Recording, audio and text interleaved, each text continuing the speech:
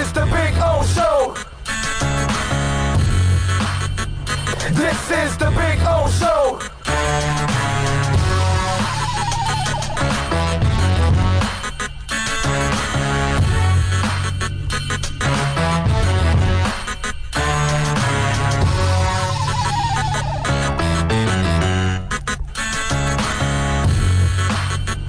This is the Big O Show. This is the Big O Show.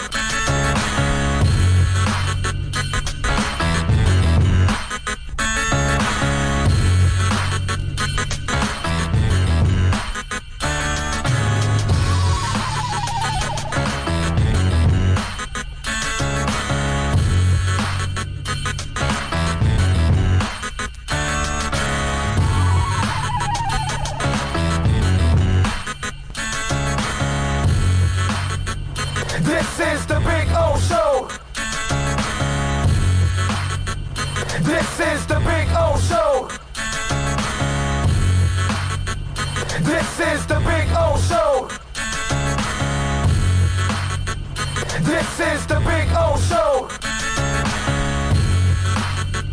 This is the Big O Show. This is the Big O Show. This is the Big O Show.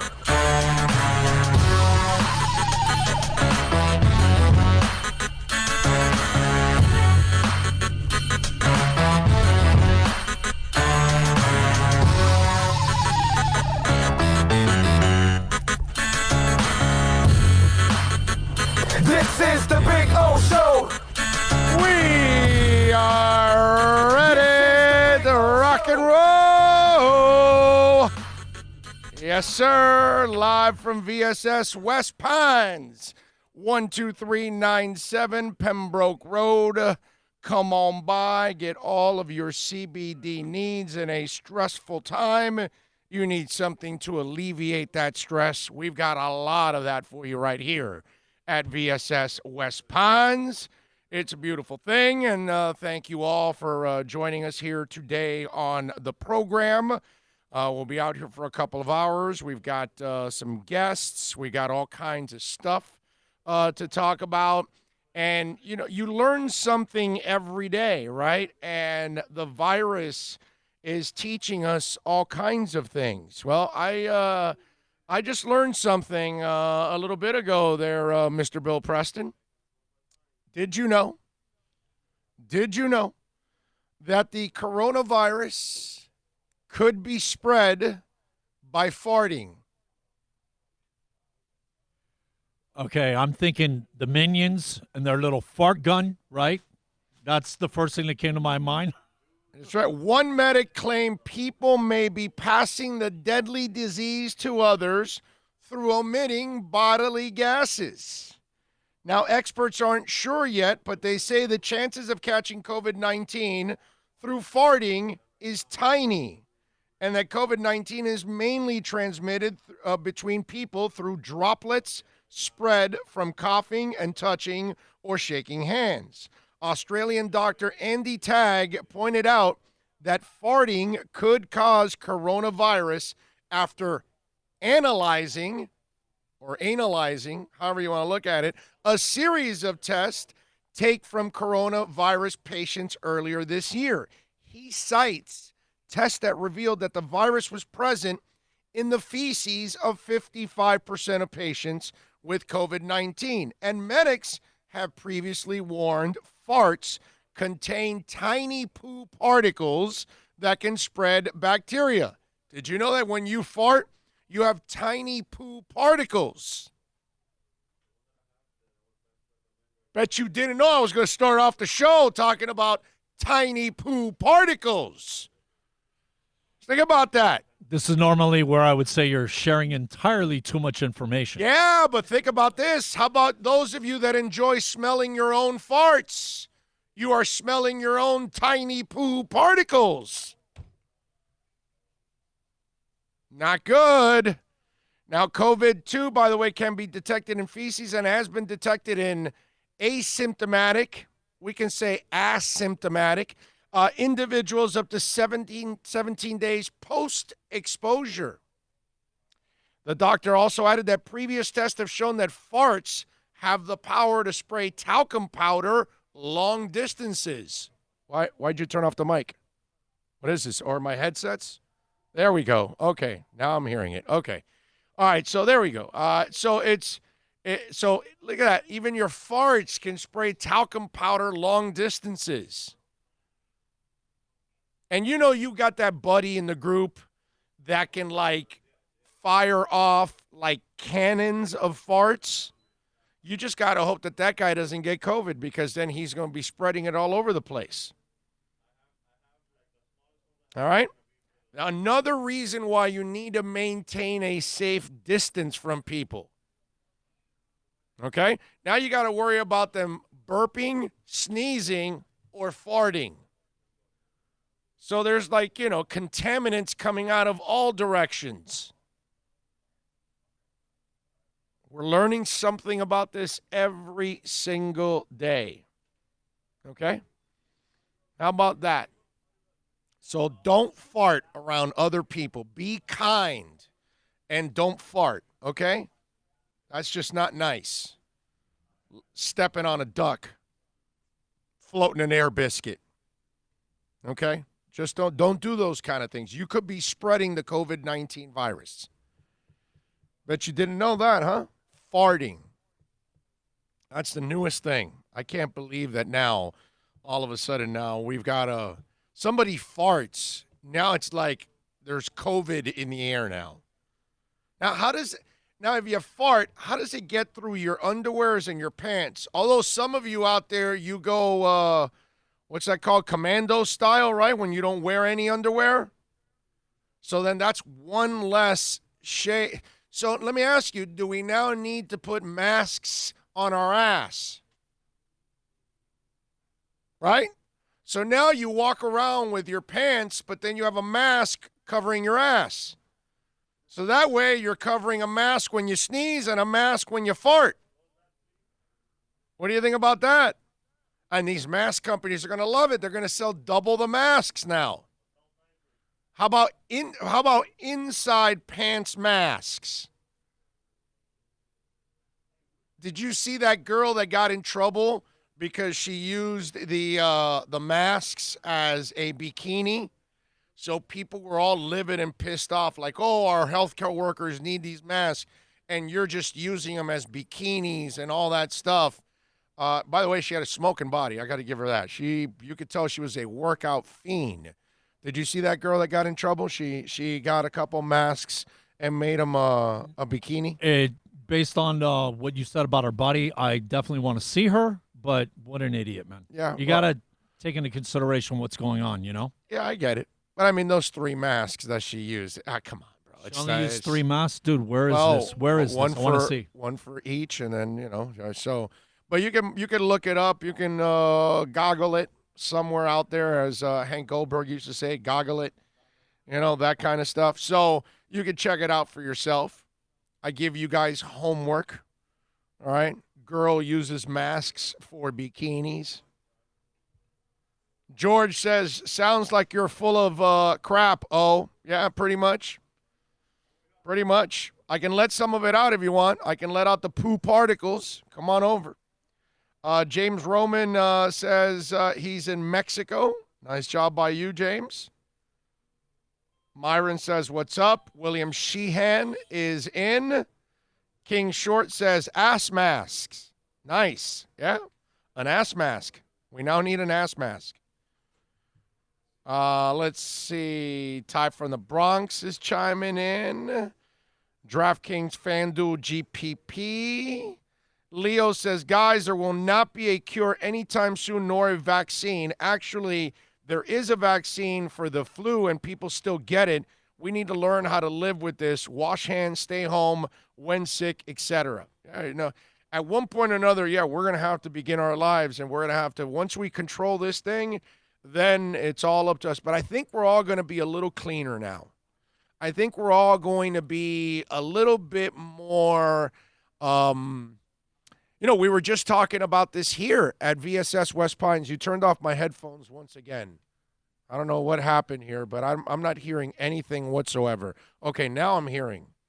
So I don't know what the hell's going on. But anyway, so what's it called? We were just talking about this here at VSS West Pines because, they've got hookahs here. And they've got all kinds of hookahs from 1999 and up.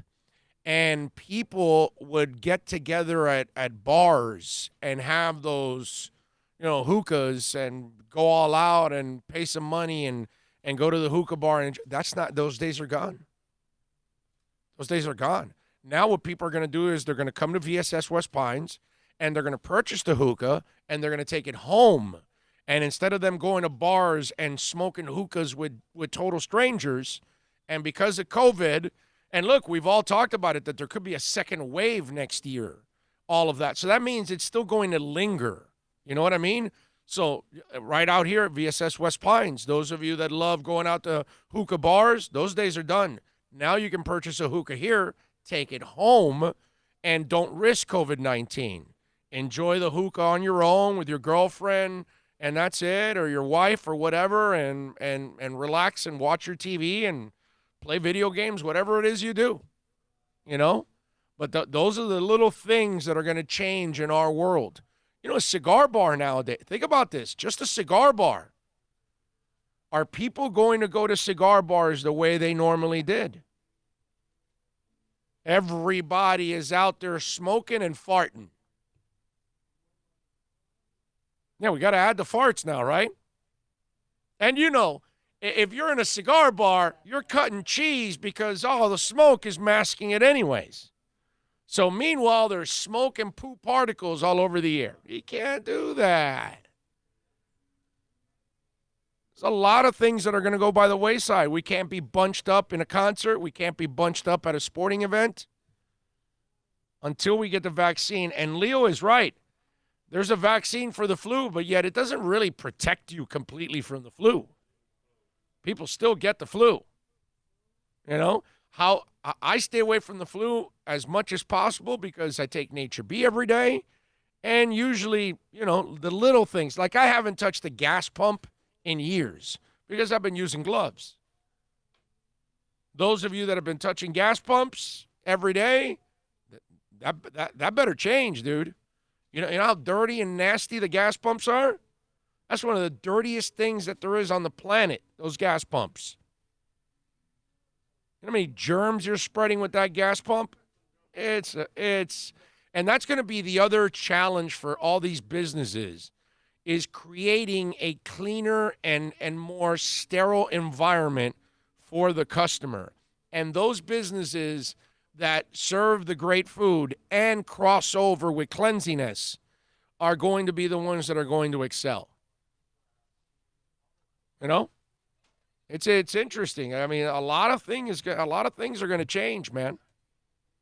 That person serving you food in Chipotle, they will permanently have a mask on now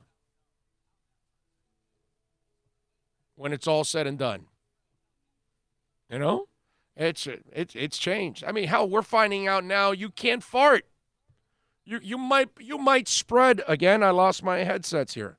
What's going on? Is it connected back there the right way or something? Because I'm not hearing. All right, there we go. There we go. All right. Out there, you guys are watching. Is the sound going in and out, or that's just me technically here on my headset? It's gone out like 3 times. See, I haven't seen any of you complain at all about the sound.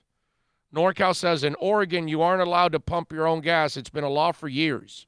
Really? I had no idea. So they have full service at Oregon? But then you're paying the full service price? Is that what it is? Or are you just like tipping the person when you're done, which would have been like paying full service? I'm not sure. How do you do that? You got to tell me, NorCal, what they do there in Oregon. Our Hino says, why not touch the gas pump and then use a hand sanitizer after you use it? Brother, if you want, you go ahead. I put on a glove and then I pump, okay? And that, when I say I put on a glove and then pump, that really doesn't sound very good. But what I'm talking about is the gas pump. Yeah, I'm talking about the gas pump. But I put on the glove and then I use the gas pump and then I throw away the glove and then I use hand sanitizer, even though I had a glove. I don't know what I would do if I had to grab the pump itself. I might have to go get acid and clean my hands with acid. So you go ahead and take your chances if you want, man. Those gas pumps are disgusting. NorCal says, yes, full service all of Oregon. So then do they charge you full service prices? That's what I want to know. Because, that's the thing that shies you away from full service. They charge you like 20 cents extra a gallon for the full service. Call of Duty 1 says, I live in Jersey. It's against the law for us to pump our own gas. I did not know that either. Wow. And NorCal says, I hear you perfect, so good. It was just in my ears. Yeo Wendy Torren says, you guys already know, have to do something that can keep me level during this pandemic. Myron and King. Okay, I don't know what that means. Mark says, Hank is alive and lives in Vegas. Yes, he does. He used to be on ESPN's The Daily Wager TV show now and then. Saw him a lot during the football season. Yes. Yeah, Hank is living in Vegas, bro. Hank is doing good in Vegas. Let's see. And Torrance says that he's in Colorado smoking a doobie. All right, Torrance. Enjoy that doobie for all of us. O'Shea Morris says, T-shirt is killing it, brother. Love it. Thank you. You guys are into the Human League? There you go. I got this when I saw the Human League about 2 years ago in Las Vegas. They only did 4 dates in this country. They did Vegas, they did New York, they did Los Angeles, and I think Chicago, and that's it. And we saw Book of Love open up for Human League, and then the next night at the T-Mobile Center, we saw U2. That was awesome. Great weekend. You go to weekend in Vegas, you see Human League one day, and then you see U2 the next. That, my friends, is love and life, as I like to say. And again, there's so many people chiming in. I can't get to all the comments. Troy Ortiz is out there in Portland, Oregon. Ian from Brooklyn is chiming in, as always. Dennis Akers says, good afternoon, brothers. Hope everyone is safe out there. Let's see. Luisa Guayo says, we're all doomed. Well, definitely. I mean, if you can spread it through farts, we're kind of doomed. Keep your gas to yourself. Yeah, well, it's hard. It's hard. Sometimes you go to certain places that you can't keep your gas to yourself. You'd like to, See, this is the part where my memory is really not good for you. Because I remember you telling us all the story back about how you would play the fart roll game? up the windows for sure. and lock the baby in the car and torture her. For sure. And my you wife. Evil, mean. Yes, definitely.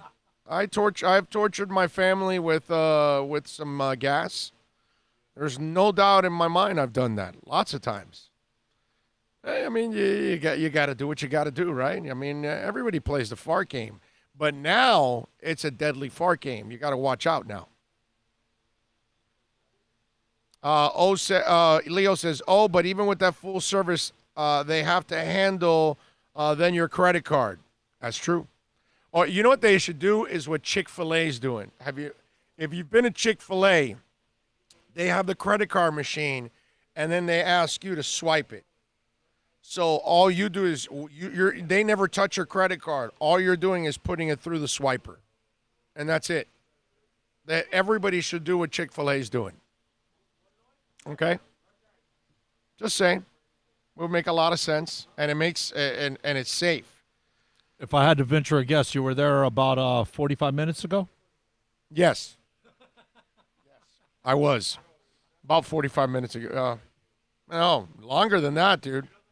Yeah, it was like 10:40 because I was actually in a traffic jam on the turnpike. There was a northbound turnpike. There was an accident, unfortunately. Yeah. Big O, I know we got to keep it sports related, but what do you think about the country possibly being forced to open soon and not having a vaccine? People with underlying conditions will have no choice but to stay inside. Yes.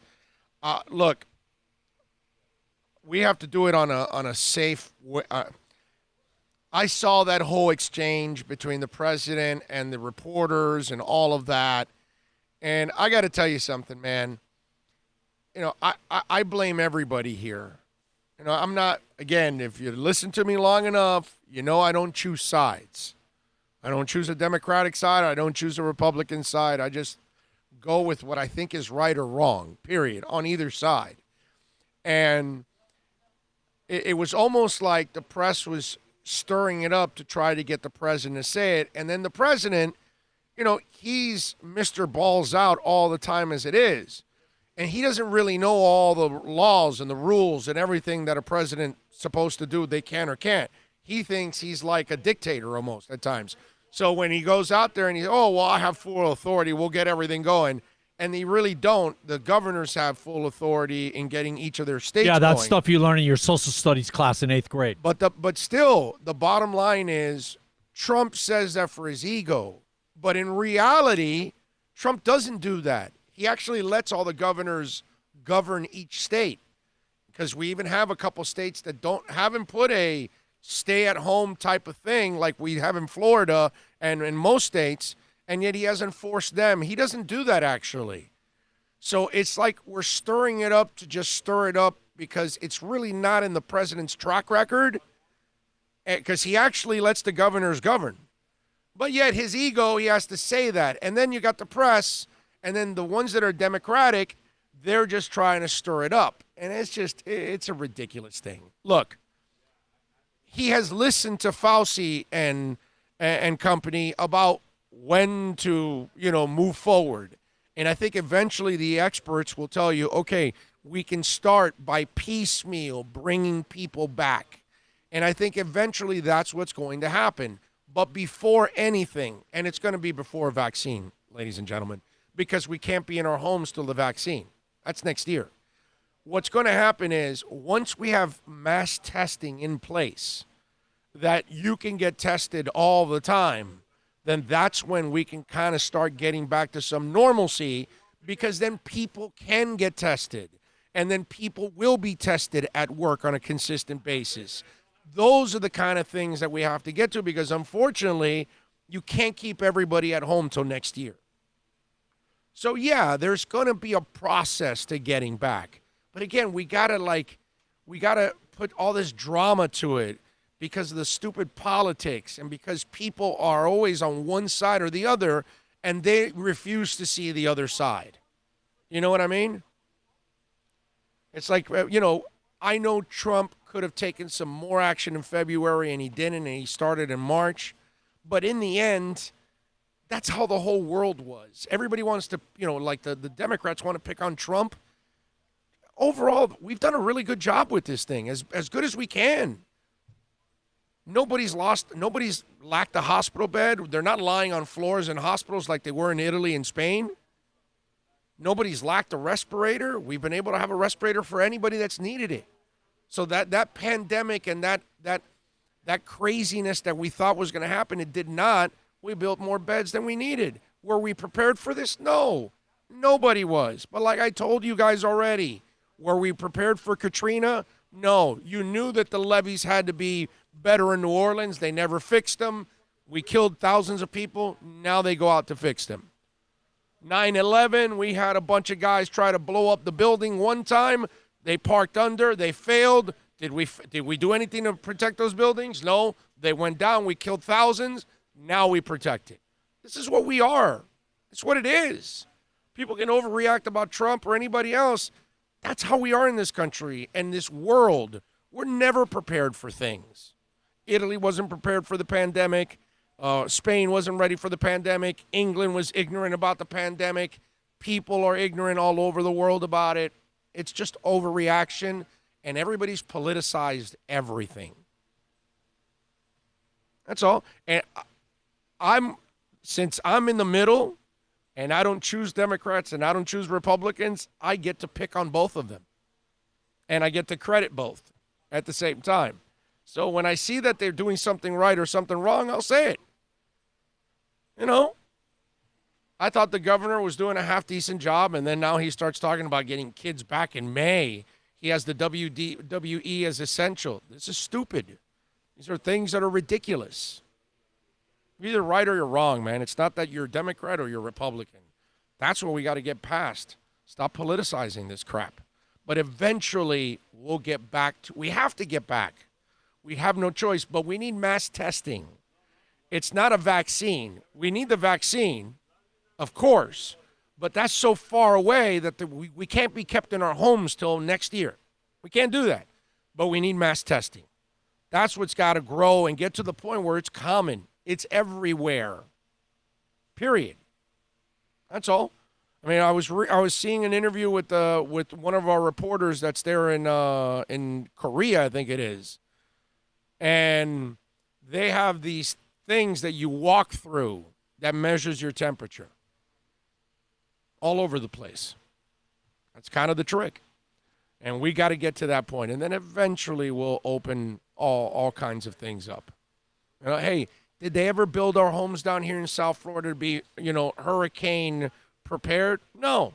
They waited till Andrew. We lost thousands of people. We lost a bunch of homes.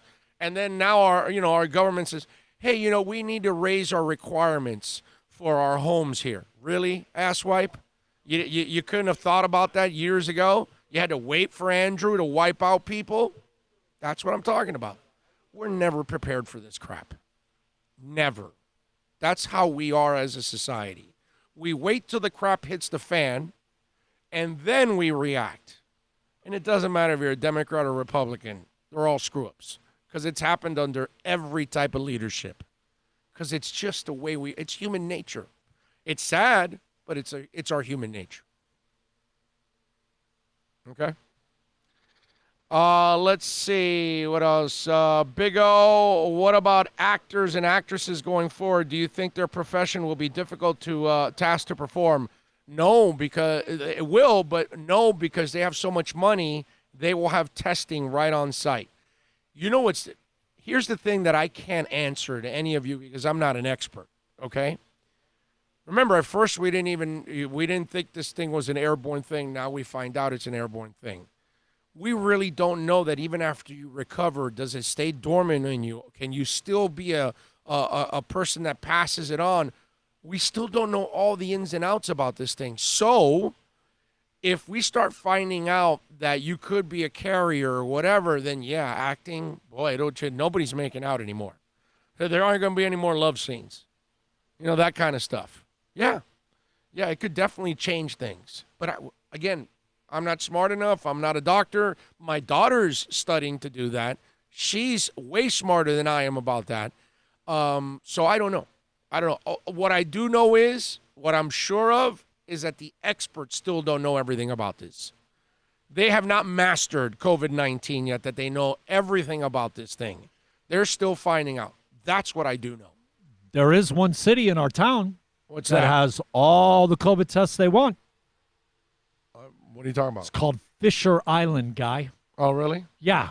They went and spent the money, and they bought tests from the University of Miami, supposedly, and they have enough tests for everybody. And people that come and work on the island, they get tested. They also get tested, yes. Okay, well, yep. They got the money. Good for them, bro. Yeah. Reading it, I think it was one of the highest per capita good for them, bro. Zip codes in the United States. I think the average person is like $2.5 million. People were ripping Pink because she went and figured out a way to get a test for her and her kid, who's 3 years old. And this was like 3 weeks ago when Pink tested positive, okay? And then people were ripping her on social media. And Pink's like, hey, I'm a mother. Ask any mother out there if they have the possibility of getting themselves tested and their child tested, that they won't do it. And of course you do it. I didn't hold it against Pink. Bless her, dude. You got the money, you got the power, you got the influence. You can go get a test for you and your 3-year-old child. You feel sick. Hell yeah, I'm going to do it. You know, those are hypocrites that we're picking on Pink. Because she did what any good mother's supposed to do. Jealous haters, bro. You fight for your child. And that's what she did. You know, they were sick. She wanted to make sure her child was fine. That's what a mother's supposed to do. You know what I mean? And so, you know, the people of Fisher Island, they have the wherewithal. God bless them, man. I mean, it is what it is.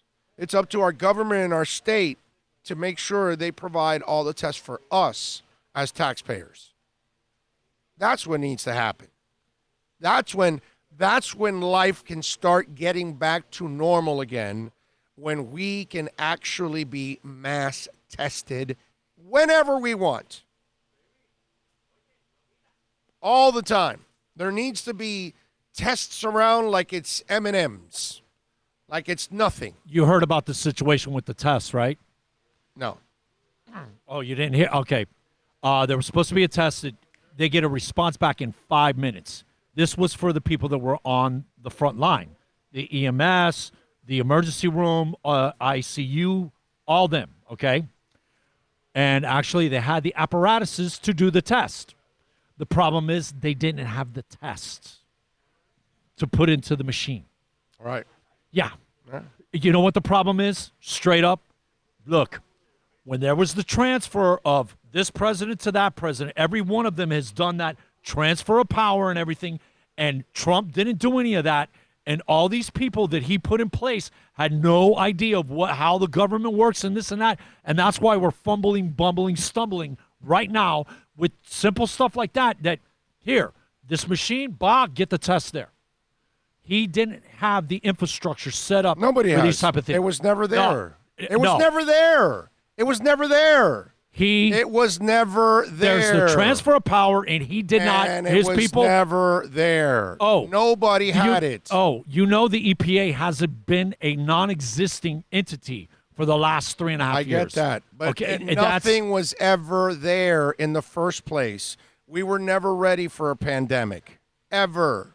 Not Obama, not anybody. Nobody was ready for this at all. The entire world wasn't ready for this. I get that. So this is exactly what I just talked about, bro. But the thing is, these type of situations, there's supposed to be people set that are part of your cabinet. Never are. Part of your cabinet. And they never are. Well. And they never are, dude.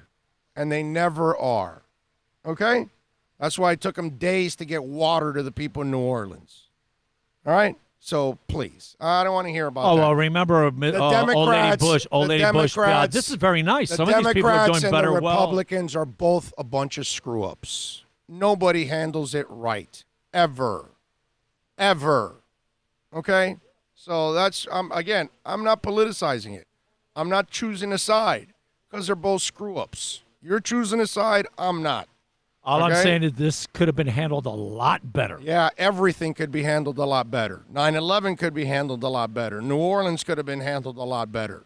That's just the way it is, and it never is by any government that we have, Democrat or Republicans. They're both screw-ups. But considering we had nothing in place, I think we've done a hell of a job so far. I really do. The testing is the only thing that they've fallen short, and that's because it's 330 million people that you got to test. So you got to come up with that stuff right away, and that's been a major problem for them. But outside of that, ain't nobody lying on the floor, man. Nobody's lacked a respirator. Nobody's lacked a bed. So overall, I'm just saying, nobody handles any of this stuff the right way. Swine flu took everybody by surprise, and we had thousands dead there, and that one's not as bad as this one. And it's not as bottom line, straight up. What's it called? The way California shut down their state, remember, way before. Remember that? Yeah. They were proactive. Our mayors in Dade County, in each city. Yeah. DeSantis didn't do it. The individual mayors in our state did it. Okay, like the but Bill, you know what I'm talking about? Some people handle it the right way, and some people don't. That's it. The thing that bothers me is that we knew about this back in November, December, and all these meetings and all these people trying to tell them, hey, this thing's coming. This thing's coming. And the way they blew it off, it's like, thank God that we did what we did when we did. You know what I mean? Mm-hmm. Thank God. Thank God. Because, man, think about it. If we would have waited another week or two, can you imagine where the numbers would be? Okay, but they didn't. So that's a moot point. I didn't. Now, if so it's a moot point. Now, if we would have addressed it when we were being told way back 2-3 months prior to March when we finally did something, imagine where our numbers like. Right. It's got to take it serious. Yeah. Yeah. I got my boy. I see my boy Jeff Fox on the chat board. He says, "Not choosing sides. Obama talked about this in 2014.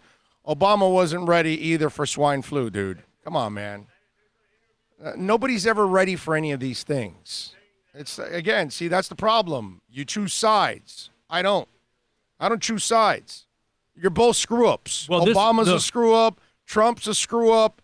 That's what you people don't understand. If you're going to Bill go there, Clinton's a screw up.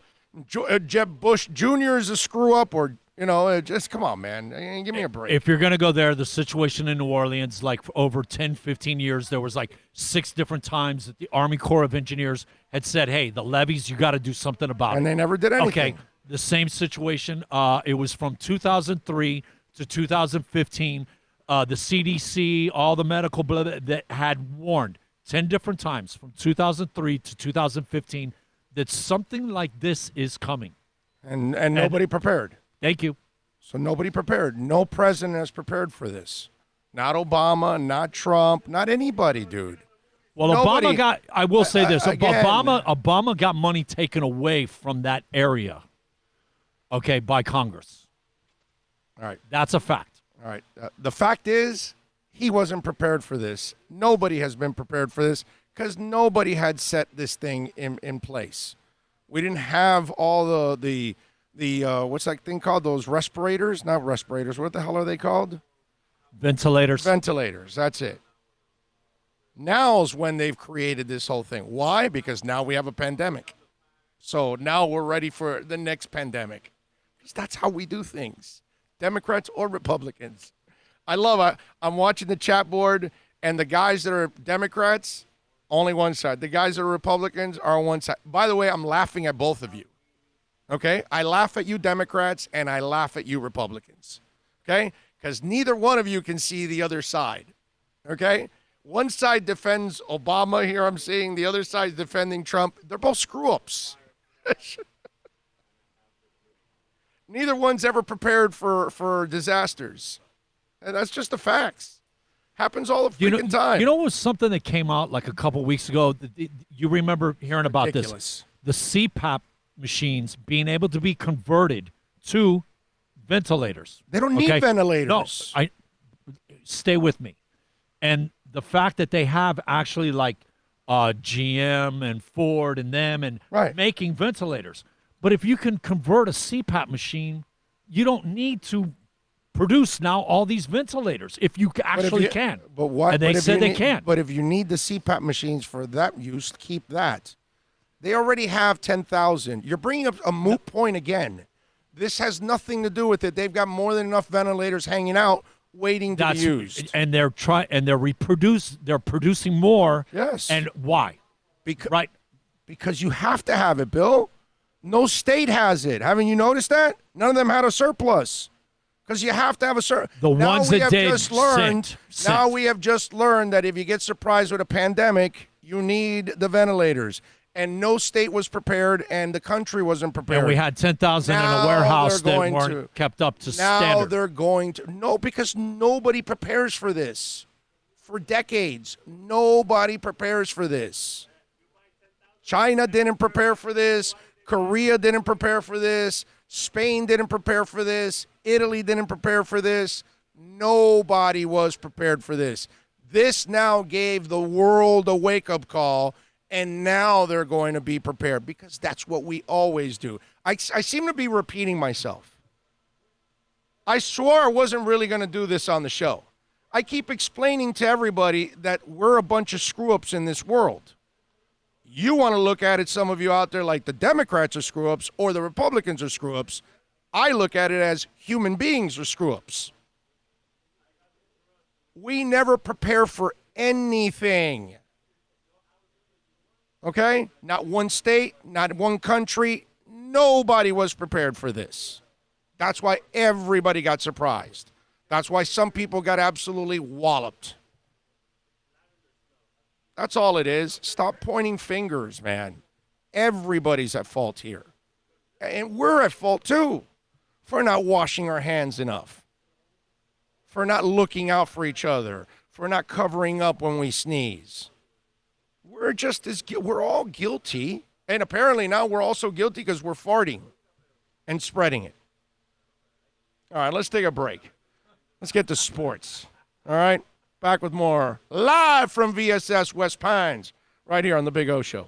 Will reimburse payments up to a total of $1,800 based on purchase and MSRP on approved credit on select models. Excludes tax, tag, title, and includes $899 dealer fee. Offer ends 5/4/20. Toyota of Hollywood is open, and we're here to serve you. The safety of our customers and associates is our top priority. Toyota of Hollywood is following strict guidelines, including social distancing and keeping our facilities clean and sanitized. Buy with zero down, 0% APR financing, and we'll make your payments till 2021. Pay up to 50% less than their original MSRP when new and used. 2019 Pre-owned Camry LE, not $27,000, $16,775. 2020 Pre-owned Corolla LE, not $22,000, $13,775. Shop and save at our 400,000 square foot dealership at Toyota of Hollywood, the #1 volume Toyota dealer, based on total retail sales of new Toyotas in the Southeast region for 2019 per SET, on 441 between Hollywood Boulevard and Sheridan Street.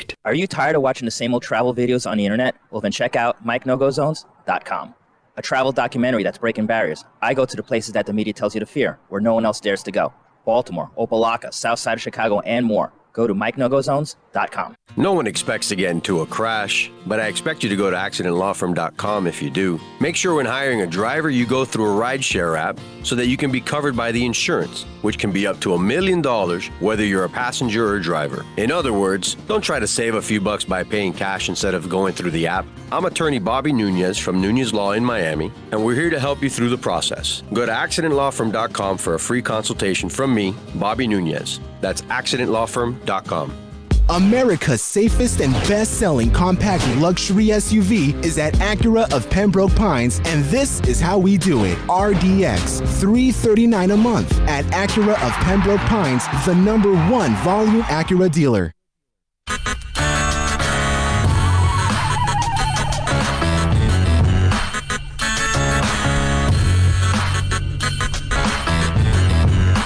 This is the Big O Show. This is the Big O Show.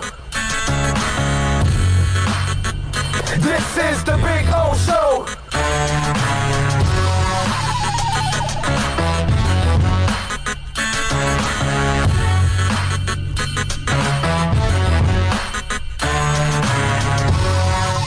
Welcome back. VSS West Pines, baby. 12397 Pembroke Road. Right there, you see it right there? You see a little box under me here? You see the phone number. You can order online there. You can pay for it, and then you can just drive up, and they'll take it out to your car. That's it. You don't even have to walk in, okay? Not that they really allow you to walk in anyway. You don't even have to get out of your car. You can pull right to the curb, right? Although if you want to say what's up and you're at the door, I'll go over and say what's up. We can't, take the picture and put our arms around each other because we got to keep our distance. You know what I'm saying? But if you want to come on by and say hi, that's all right. We appreciate it. And remember, they've got all your CBD products out here, whether it's for stress, anxiety, pain, you name it, even for the animals, too. And, of course, so many other great products. Go to VSSWestPines.com. Check it out for yourself. We're going to be here again next Monday, not Wednesday. Do you know why we're going to be here on Monday? Because it's 420. So we figured, and it's already 420 all month, right? Because it's the 4th month of the 20th year. So it's 420 as it is every day because that's the month. But specifically, 420 is on Monday. And so, is there a place you want to be in the world more than VSS West Pines on a 420? No. Come on down. Join us. You know who's going to be here for the munchies, too? Who? Juniors. Oh, that's right. Junior's Hamburgers is going to be here, too. So if you want to get yourself a hamburger at the same time, you get a little lunch. You can get your CBD. You can get a little lunch. I don't know. Will we have any lunch boxes? We might have. Do we have any lunch boxes yet? Are they in yet? No? Okay. Because I was going to say, you can take a Junior's hamburger on Monday, put it in your lunchbox, and go home with it. You know what I'm saying? So, you could do that. Love you all out there. So thank you for, hey, by the way, as I see there's 104 right now on the chat board, which we love you for. Remember to give us the thumbs up, subscribe, also share the show, put it on Facebook, Twitter, Instagram, all that stuff. Share with folks, tell them about it. Last 28 days, 1.1 million minutes viewed on our YouTube channel. Thank you. Thank you, thank you, thank you. Okay? You guys are amazing.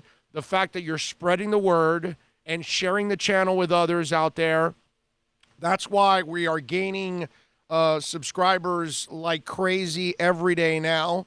At least for us. We're not this, ginormous thing, but we are humbled and we are very, very appreciative.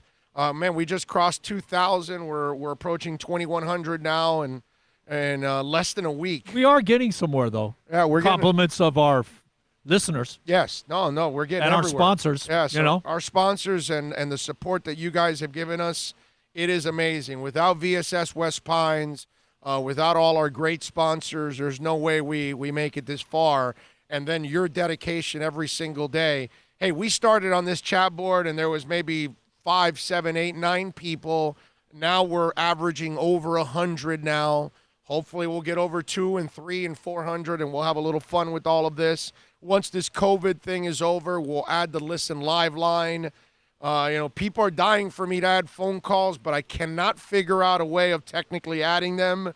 It's really hard because it's got to be some kind of digital IP type thing, because we move around. So it's one of those deals where it's a challenge. So I don't know if anybody out there is technically sound and knows a way that we can add, phone calls to the show.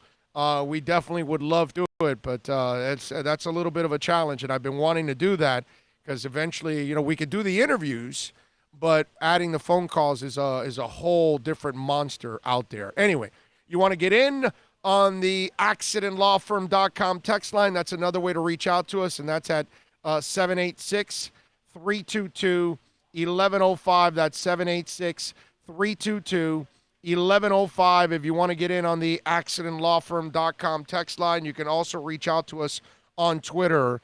That's at Big O Show. Follow us there as always. That's an interesting one. Now, we got something really, really interesting. Things that have developed locally, and it's funny because I'm watching my boy Armando Salguero, and I was reading an article today, and he's off the Tua bandwagon. He doesn't like Herbert. And it's funny because I believe Armando started the Tank for Tua thing. I think he's the one that started the hashtag Tank for Tua. Well, didn't he wet his pants when he saw him, right? No, that's Omar Kelly. Okay. No, Omar Kelly's the one that orgasms over Tua. Omar Kelly's the one that's sexually aroused by Tua. But Armando's the one that started, I believe, the Tank for Tua stuff. And he wrote it in, I think he might have started it with a tweet or an article. I'm not exactly sure how it started, but I believe it was Armando. I don't know. Maybe I'm giving the wrong person credit, but I think that's where I remember it originated from. Again, don't take, maybe it's somebody else. You guys can correct me out there. I might be wrong. But it's funny how we have changed our opinion of Tua. Not all of us. It's gone back and forth, right? There are people, like most of us were like, all right, this guy's pretty damn good. And then the injuries came and the hip injury. And then that scared a lot of us, like myself. Like I have not been on the Tua bandwagon since the knee injury before the hip injury. Okay? I didn't even need the hip injury. Once he got the knee injury and I said, oh, this guy just constantly gets injured. I'm done. I'm moving on. And so now plenty of people, now the hip, there was like a group of people that got off of it. And then as he got healthier and started practicing, some of them got back on again. And then the desperation sets in because the Dolphins and the Dolphin fans haven't seen a competent quarterback that can line up year in and year out in forever since, of course, number 13. So you're wondering maybe this 13 can be the guy that takes over, which, by the way, Tua says he wants to wear number 11. Okay, not 13. But anyway, so you look at it and you see you see how people, their opinions have swayed. And Salguero, it's interesting because he might be the guy that started the fire, right, and kind of ignited it. I mean, Tua was going to take on a life of his own already, but he already came up with the moniker like "Suck for Luck," tank for Tua. And now you read Armando, and he doesn't want Herbert, and he certainly doesn't want Tua because of the injuries now, and he's completely off of it. He's where I'm at, where I've been for a long time, take a position player. Now, I've told you guys, look, I'm not going to kill the Dolphins if they do take Tua at 5 because they've got 13 more picks. If you're a good front office, you should be able to have one hell of a draft with 13 more picks. That the fit, like I told you, that you can roll the dice, even though I think it's going to be a mess, because I know the kid can play. I know he's phenomenal. I love the kid, but I know he can't stay healthy. Some people are just like that, dude. You can't do anything about it. You can't change Sam Bradford. His body says, I cannot put up with the pounding of the NFL. My body probably wouldn't be able to. Like most people. It takes a freakish skill to be able to stay healthy. You know what I'm saying? So that's where this whole thing takes on a life of its own. And it's funny because there's a lot of people, okay, that have changed their minds completely about Tua. I just love to see the sway of emotion. I've kind of been steadfast. You know, I wasn't about sucking for Tua and all that because I never thought that they were tanking, so I was never on that bandwagon. I was never on the bandwagon of tank for Tua. And then by the time he got the knee injury, I was, okay, I'm off the bandwagon for Tua anyways. I don't want him anyway. So for me, I've kind of been pretty consistent about all of this. But it's funny to see the sway of emotions, right? And then now you got so many people putting Herbert in front of Tua with their draft picks too. You know, oh, that Miami might be interested in Herbert, you know? I just love how all of the opinions go from, they swing like a pendulum. And it's you just don't know what you want. And that all comes from just being so bitter that we haven't had a quarterback in forever. Oh, no, it's Pat White this year. No, it's John Beck. No, it's Ryan Tannehill. No, it's Jay Fiedler.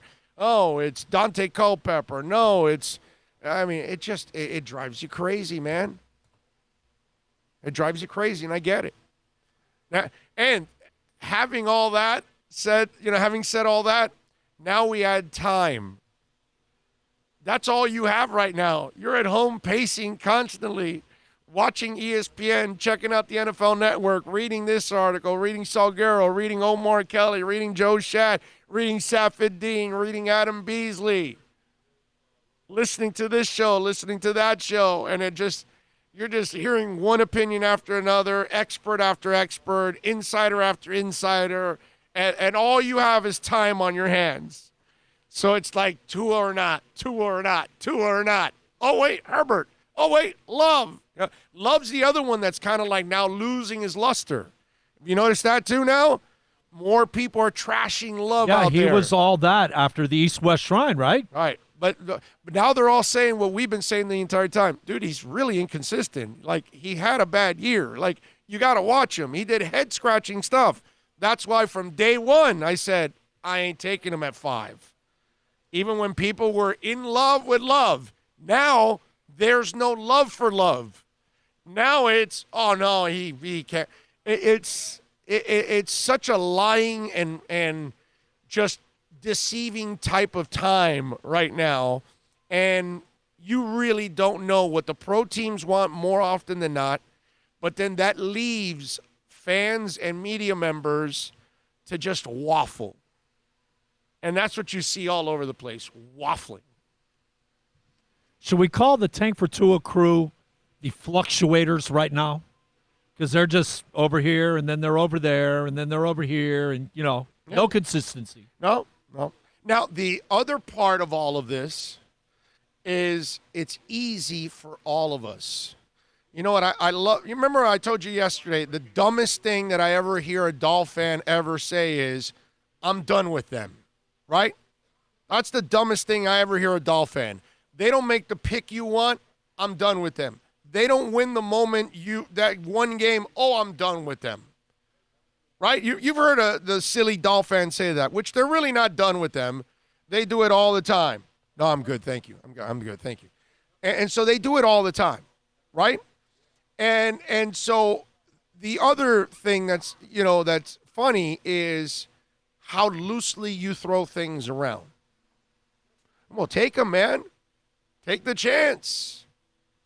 Because it's not you guys.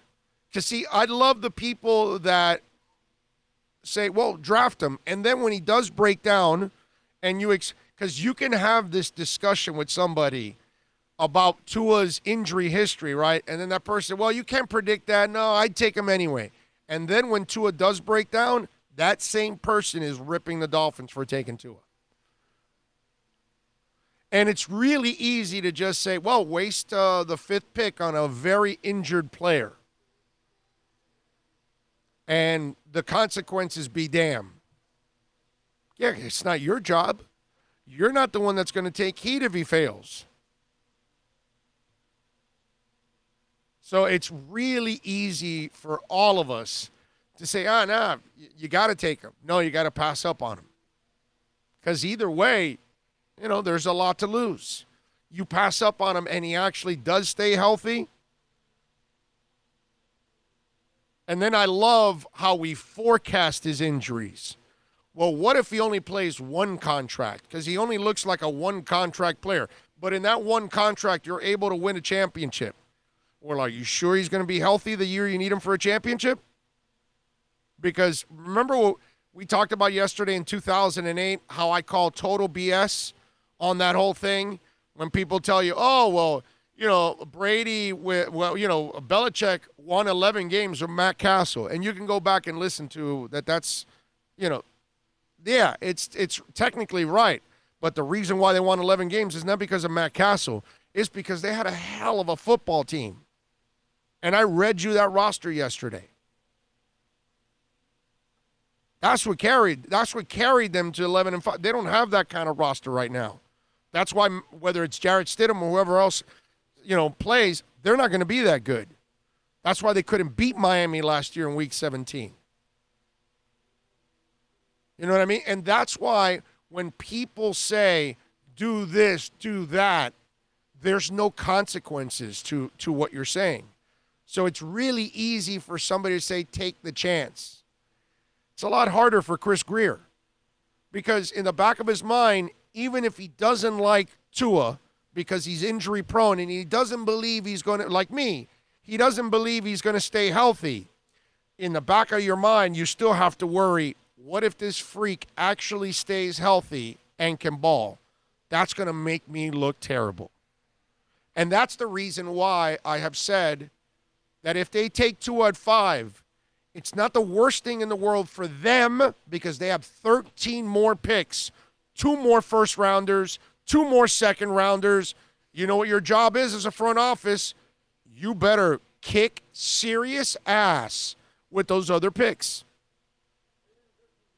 You better have the kind of draft in the next 13 that Tua does not matter if it fails. But if it succeeds, it becomes the greatest draft in Dolphin history. That's how you got to look at it. That's why I won't kill him for it, because I get it. Now you better knock it out in the next 13. But don't take for granted the enormity of this decision. This is Chris Grier's job. It's his career. It's his second year. And he has to make and it falls on him. It might be Reggie McKenzie standing up on the table going, Chris, we got to take Tua. I'm telling you, he's the guy. It might be Flores saying, he's the guy. And Grier looks at him and says, all right, let's take him. You won't know that and I won't know that because we're not there. We're not going to know. But it's all going to fall on Chris Grier because he's the GM. That's who you got to blame, and that's who you got to credit. And he knows that. So it doesn't matter if it's Marvin Allen that wants player A. If they choose player A, it falls on Chris Grier. And listen, as I'm explaining this, I think there's a lot of you that say, I don't care, that's his problem. But I'm just saying it's really easy for you to say, take a chance on a guy. There's a hell of a lot on the line when you take a chance on an injury-prone player. And then there's a hell of a lot on the line when you don't take that injury-prone player, but you know he can ball. And if somehow or another he stays healthy and he balls, that blows up like it's one of those exploding cigars. And you're the one that looks like an idiot because you're walking around with the exploding cigar in your face. And it's a Tua cigar. It's not an easy decision, man. All right, hour number 2 is coming up. We will take you for a couple of more hours. We'll take you till 3 o'clock if you want to get in. It's really simple. You can reach out to us on the accidentlawfirm.com text line, 786-322-1105. You can also reach out on YouTube. Give us the thumbs up. Give us the likes.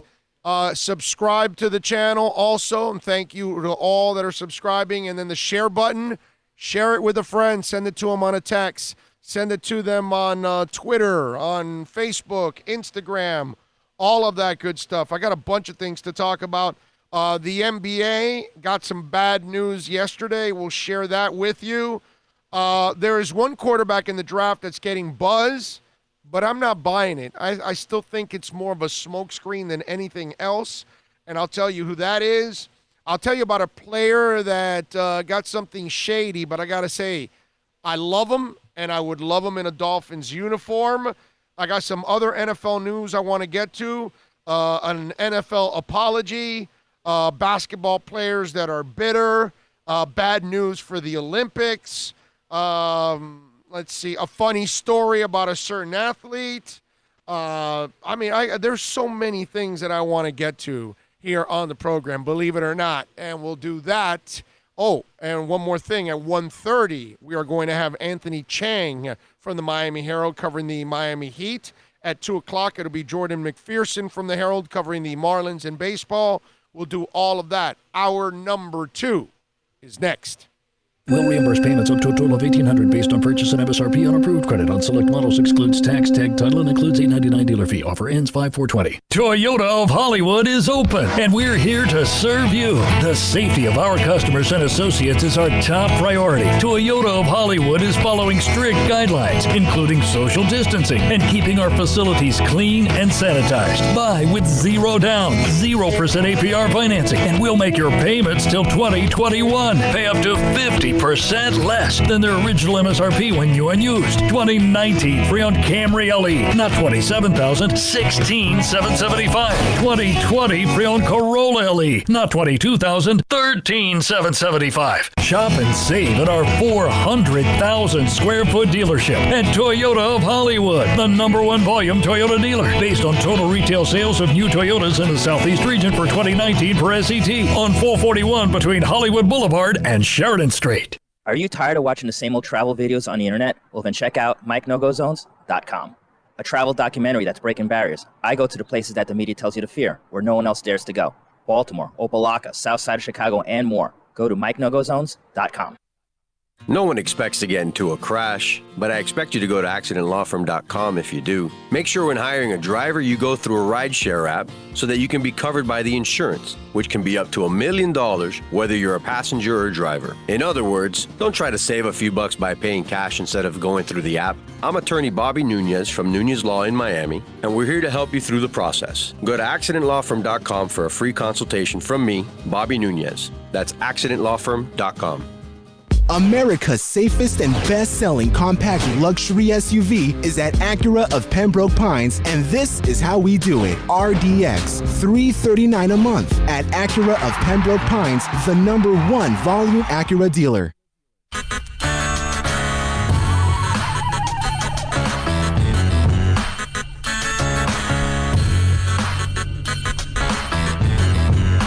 This is the Big O Show. This is the Big O Show. This is the Big O Show.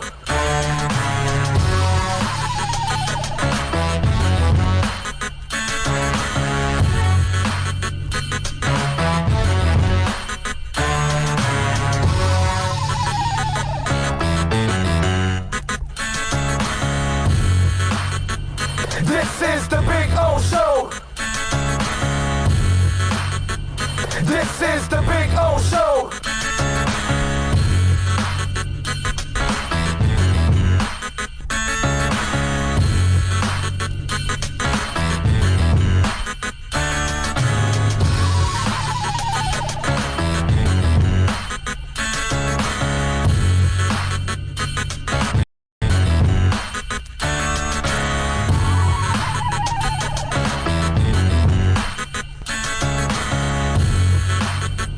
This is the Big O Show. This is the Big O Show. We're back. This is the Big O Show. We take you till 3. We're out here at VSS West Pines. We'll be out here next Monday on 420. Great day to be out here at VSS West Pines. It's always good to be out here. I love hanging out with the guys out here, man. They just do a phenomenal job. I love how they handle customers because they're so patient with people. They're real people, man. They're down to earth. They're awesome. Yeah, you know, we wouldn't be associated with any sponsor if they're not competent, if they don't represent themselves the right way. And I love how these guys just can educate you about any of the CBD products or anything that you're buying. They're patient. They care. They care. Yeah. Bottom line, they care. And one of our listeners came in yesterday and mentioned us. So thank you to all. When you do show up to VSS West Pines, tell them that we sent you, man. Always appreciate that. Any of our sponsors, make sure, please support the sponsors that support us so we can continue to grow the way we've been growing. And again, it's just in the last week, $2 million marks to hit over 1 million in downloads, which, by the way, we're about to hit 1.1 million in downloads. By Friday, I think we'll be at 1.1 million already. And by the way, it's 1.1 millions because today, in the last month or 28 days, the way YouTube does it, we have 1.1 million minutes viewed on the website. On our YouTube page. That is just absolutely phenomenal, man. So we really, really appreciate it. And that tells me that the 3 to 4 hours that we do of radio every day, a lot of people are watching a good chunk of that every day. You know, if they're not watching all of it, they're watching a lot of it, because in order to log that many minutes in a month, it shows that there's a lot of people on there with the traffic. So we can't thank you enough for your amazing support every day. So make sure you subscribe and share the show out there. A couple of things I saw in sports that we could talk about. One of the players that I have bragged about for a while is a linebacker, and his name is Zach Bond. And we had Zach on our show at the Senior Bowl, right? It was a Senior Bowl where we had Zach Bond because he was on the field, right? We were in Mobile. Yep. Yeah. That's when they were done with practice and getting on the bus. Exactly. Yep. Exactly. And we got Zach Bond on. And I was, I give the Senior Bowl, the East-West Shrine people, a list of players that, I like. I hear from scouts and stuff, and they tell me, hey, this guy, that guy. And so I try to get guys that I think people tell me, or it might be a position of need for the Dolphins also. So I might highlight a player or two that could belong at that spot. And for those of you that, that you saw, the East-West was much better in the Senior Bowl. I mean, I got to call it like I see it, man. The people at the East-West bent over backwards, and they did a phenomenal. We had every quarterback on. I mean, I can't say that in the Senior Bowl. You know what I'm saying? So, just one of those things where they were phenomenal, and we had a lot of prospects on during that time. Zach Bond was one of those guys. I want Zach Bond as a Dolphin. Seriously. I think that guy's going to be a star. Now, he notified all 32 teams that he tested positive for a diluted sample at the scouting combine. He blamed it on drinking too much water for weight-related purposes. And under the new collective bargaining agreement, it will not count as a strike against him, whereas under the old one, it would have been a strike. Now, Bond, by the way, had 53 tackles, 12 and a half sacks last year. He weighed 238 at the combine after weighing 242 at the Senior Bowl. So he must have lost weight, and he was trying to gain weight, whatever. The one thing I'm going to tell you about this is he has no history of this. He has a history of being a good dude overall and a hell of a player. To me, this wouldn't scare me off whatsoever if I'm a team. Because you can get a positive test if you do drink a lot of water. You could end up looking because, again, it looks like you're trying to mask. Right, yeah. And by the way, there's nothing wrong with drinking a lot of water. I think I heard in Brady's interview with Howard Stern, I want to say he said he drinks like 140 ounces of water a day or something like that. It's like a crazy amount. That's like you're drowning in water, dude. Okay? I figure I get 2 of these in a day, I'm good, right? 2? And that's, it's a liter. What is a liter? 32 ounces, right? I believe Am I so, wrong? yes. I don't know. I'm not good at this ounces to liter crap. I think it's like 32. So you figure I'm drinking somewhere in the neighborhood of a 2-liter Coke, and water. Figured I'm all right. My man's like at 140 ounces. It's crazy. But with Zach, he's such a phenomenal player, and he can do it all, that I would love that guy on this team. For me, that would not scare me whatsoever. So if I hear Zach Bond at 18 or 26 becomes a Dolphin, he's not going to be there at 39. But if he, maybe 26 is more realistic, but you're taking kind of a chance, you're not going to hear a complaint from me, because I think he's going to be an absolute freak. Put it this way. We had Nick Monicani here, right? We had John Offerdahl here, right? We had Zach Thomas here, right? I think Zach Bond falls in that category. I think he becomes one of those great linebackers that the Dolphins have had in the past. At the end of his career, we had Junior Seau, man. Yeah, but I mean, we've had some other guys that have come in that are, but they're not our guys. He's a Charger. You know what I'm saying? But Junior, Monicani's our guy. Even though he could was be a Patriot. originally a Patriot. Okay, but he won the Super Bowls with us and all that. He was our guy, so he's our guy. You know, Alfred our guy, Zach our guy. That's what I'm talking about. Guys that were drafted and developed or just accomplished a lot here and were like big-time leaders. And Buoniconti was a guy that You not only never played- see Buoniconti doing champagne for anything he did with the Patriots. Right. Okay? No, he kept representing Dolphins all the way throughout. Always. He was about the Dolphins. That's why I think he's one of us. You know what I mean? And I know he was a great Patriot in the AFL days and all that. I'm not going to I take think away they that. won a championship, didn't they? In '64, is it? I think. I don't think the Boston Patriots won a championship. I don't think so. No? You can look it up, but I want to say they did not. I want to say that the Bills in the early days won it with Kemp.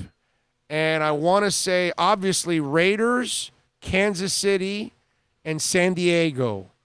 Those might have been your champions all throughout the 10 years of the AFL.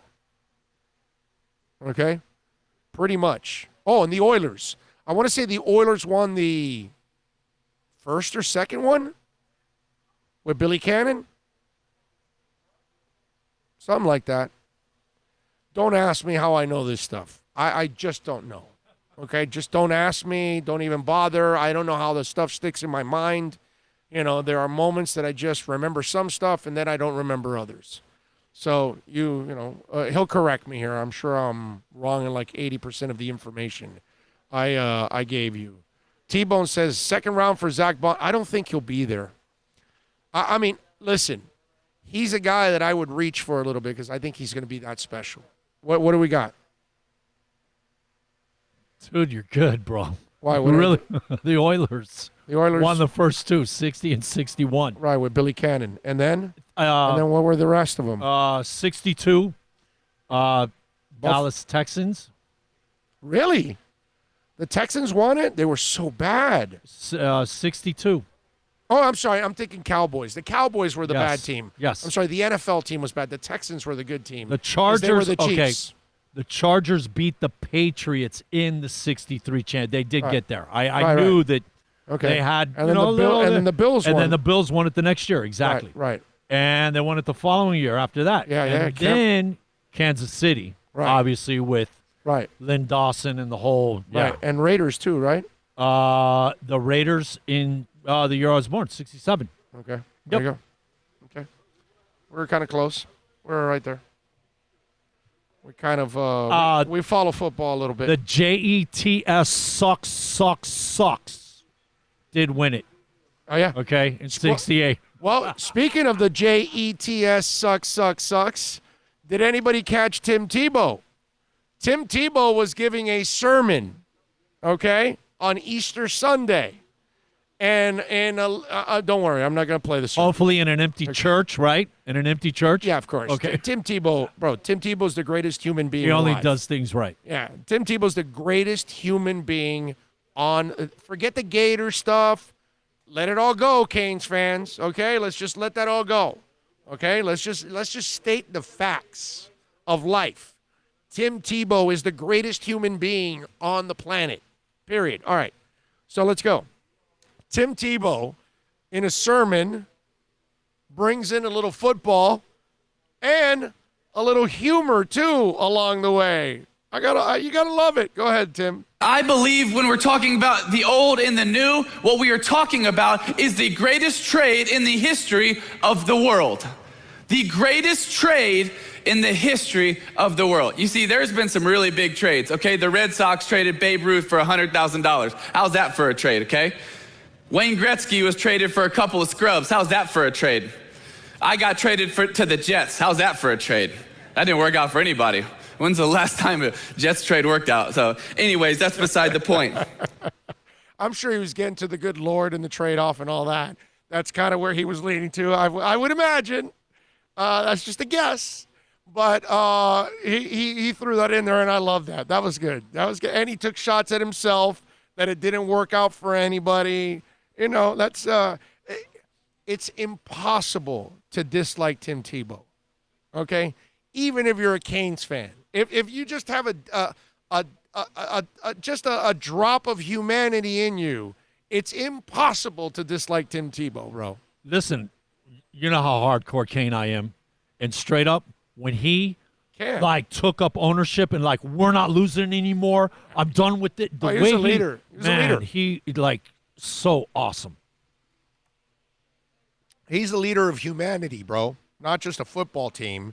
He's a leader in humanity. He's a guy. He's one of those. Him and Russell Wilson are people that I just admire so much because I could never be what they are. I could never be as good as they are as human beings. You know what I mean? I have so many defects compared to those people. It's just crazy. But that was good. That was good on Tim Tebow's part. I like that. All right, what do we got here? Sharif says, dude, you talked Big O right out of reading my comments. Oh, what happened? What did you comment on? Tebow, Big O, will Ross force management to cough up picks for Burrow? Are you guys really going to start with that? There's no shot that happens. Stop already with the stupid trades for Burrow. Who would be your best RB ideal for the Finns? I love the Georgia kid, bro. And there's a couple guys that I like in this draft at the top at the running back spot. Swift is one of those kids that I just think he's absolutely phenomenal. So I wouldn't mind seeing him in a Dolphins uniform. Gotta think you gotta jump in the first round, right? He ain't gonna be there in the second. Late first. He will be the first running back off the board. Yeah. But I like Dobbins too, out of Ohio State. I love the LSU kid, Edwards Hilaire, or whatever the hell his name is. The Taylor kid from Wisconsin's not bad. What's it called? I love Zach Moss out of Utah, and he's probably a third rounder. That guy runs hard, bro. I like Zach Moss a lot. A couple guys, I love LaMichael Pirine from Florida. Big time, dude. I think he's one of those guys that you get in the fourth round, and he's a nice bargain. Probably maybe third, fourth round, somewhere like that. Cam Akers isn't bad either out of FSU. Let me ask you Hey, let me tell you something. You know who I'd take a shot at? Fourth, fifth round, and he might be a steal? DJ Dallas. Speed, man. And he can receive. And he can catch, exactly. And he's tough. Tough as hell, bro. You know who's one of DJ Dallas is a guy that I think is going to go under the radar because the team sucked. And you don't really, if you watched him like we did, he's one of those few things that you really appreciated on that team, especially on offense. You know what I mean? It was him and if he gets past your linebackers, him and KJ if he gets Osborne, past your linebackers, right? He could go to the house. Him, KJ Osborne, and Wiggins are like the highlights of the offense, pretty much. And the tight end, of course. The tight end's a freaking NFL stud. But still, I love DJ Dallas, man. I think he's another guy that is going to go late in the tight draft. end, right? Jordan? Yeah, Brevin Jordan. You know what? Let me ask you, because the kid from Boston College going into the year was all, and he's kind of slid a little bit, supposedly. A.J. Dillon? Yeah. Yeah. Well, I think it's because of this. He doesn't have that top-end speed.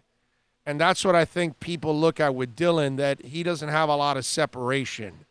And so they think that he doesn't possess ground and pound between the tackles, right? Yeah. So maybe that's what it is with him, but he's going to get drafted too. No, Mike says, you said you wanted Tua 10 days ago. I didn't say I want Tua. I said I got no problem taking Tua at 5. And the way I explained it was I'm good with Tua at 5, okay? Even though I think he's a sack of injuries, I'm good because you have 13 other picks. I explained that. Mike, you got to go back and listen and pay attention to the entire explanation. In my eyes, I would take, if it's me and I'm in charge, I'm taking a position player. But if they take Tua, which I know it's realistic that they could take him, I'm thinking, you're Miami, you got 3 first-rounders. You take Tua, you got 2 more. Come on, man. You got to know how to draft. You got 2 more second-rounders. You got 3 third-rounders, right? I think it's 3 third-rounders. you got plenty of picks.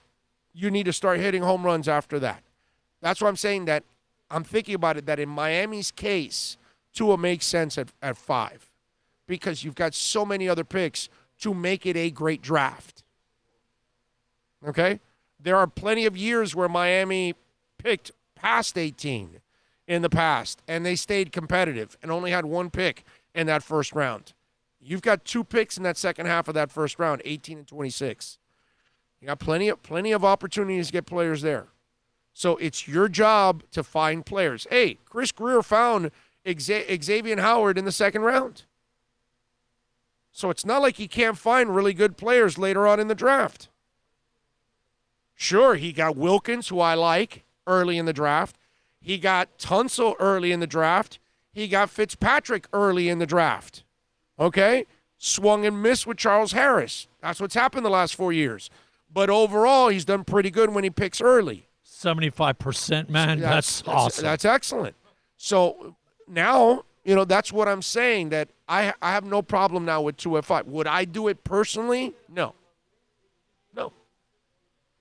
I'm going to be really upset if we do draft him at 5. Mike, it's the same thing with Whiteside. I didn't want to sign Whiteside, but I understood it. I didn't kill the Heat for signing him. I wasn't in agreement because I didn't think he was mature enough to give him $100 million.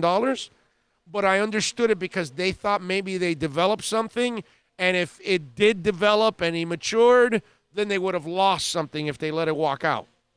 Hindsight is 20/20, and we all realized that he wasn't worth the money and the hassle and the headaches and all that stuff. And the Heat would have been better off letting him go and keeping Wade and give him the money and let him just retire as a Heat player without all the drama that developed after that. But that's all hindsight. But I didn't really kill the Heat for Whiteside, even though I disagreed with it. And I'll disagree with drafting Tua, but I do understand it. I have to be open enough to at least understand the method behind the madness. And again, you have 13 picks. If you can't make it a good draft after 13 picks, then you probably didn't deserve the job. The little sidecar with the Whiteside thing, the way they handled Wade, right? That's like a little right contributing piece that, totally messes it up. Yep. T-Bone says, I like Zach Moss a lot, too. He reminds me of Gore. Yeah, actually, a little more athletic than Gore, too. He's a little faster than Gore. Stills might be cut from Houston. Would you want him back on this team? No, Alex, no more older players. You go young. You draft a young receiver now and cut Albert Wilson. Draft a receiver that's a slot return guy or an outside return guy, a guy you can put out on the edge but who's also got the speed for returning. Get rid of Albert Wilson, and no, you don't. And dude, don't you remember the Stills Jay-Z stuff? Do you think Flores is going to bring him back? Come on, man. Let's go. Think. Let's see. Anthony says, do you have faith in the coaching staff's ability to mentor or coach up a QB? I don't know. We'll see. I have faith in the staff, but they haven't developed a QB yet. But I'll tell you this. Fitzpatrick played pretty responsible football, and he normally doesn't. So they managed that all right. Now Rosen, maybe it's Rosen. It's not them. And they tried. We have to get ready for a guest, sir. Oh, yeah. Big O, the QB is love. Miami will take him at 5 and shock the world. Yeah, it'll shock me, too. Josh says, hey, I know Zach Moss's mom. She used to work with my wife. Okay. All right. Michael Guerrero, do the Bears trade down in round 2 or sit and select to plug-and-play guys at 43 and 50? That's, you know what? If I'm the Bears, I probably stay there so I can get me some linemen. Lord knows you need them. You gotta. So 43 and 50 are places where you can get some interior linemen too. The thing is, we need a corner. We need a safety. We like starters. We don't have them, and that's why maybe you take one lineman and trade one of the picks, one of the 43, one of the 50, whichever one you take a lineman and trade to get more. Because we don't have, what do we got, 5 picks, I think. Yeah, but the corners at that point, if you pass 50, it starts, there's a drop-off big time after the second round. You don't really want to, I don't know. That's you got many needs and not enough picks, my man. So, but that's your GM. Michael Pulisic says, why do people think that if you pass on Tua and he becomes a success, it's a disaster for us? We can still hit with our picks and build a Super Bowl winner. It's ridiculous how people make it all about one. Amen, my brother. If you have a front office and a coaching staff, you will overcome, right? That's what the Dolphins used to have. A coaching staff and a front office, and that's why you go from Greasy to Woodstock to Marino, because you change with the times, and you turned over the roster. You just got to have a front office that knows what the hell they're doing. I'll finish the wild Greer success, win a Super Bowl, then Flo stays for years. We thank Saban, then Saban comes and runs the defense. Miami Vice is back since Greer may hit this huge decision. Okay? That's very creative. Would you be okay with Davidson from Princeton for the second round? No, that's too early. He won't go that early. He'll go into the third or fourth rounds. Maybe even early fifth, but I think it'll be third or fourth, actually. I think it'll be late third to early fourth is where he goes. Lynn Bowden will be a great slot receiver is what Dean G says. 7 says, if I'm the Finns, I'm trading up from 18 to get Ruggs or Judy. Oh, you'd have to trade way up to get Judy. That's a lot of capital you're giving up. Yeah, that kid doesn't get past the 10th pick, right? Yeah. He's gone. Yep. And apparently Lynn Bowden's got a lot of fans on the chat board. All right. Remember, folks, to give us the thumbs up while you're watching, subscribe to the channel, and share with everybody out there. Also, send it out there on Facebook and Twitter and all that good stuff. Send it to a friend on text. We are out here at VSS West Pines, 12397 Pembroke Road. And don't forget, you can call them if you want to order. It's really simple, 954-613-3367. That's 954-613-3367. Let's take a break. When we come back on the other side, we'll talk a little basketball with Anthony Chang from the Miami Herald. A little basketball, a little heat. We had a development yesterday that wasn't good for the NBA. That's next.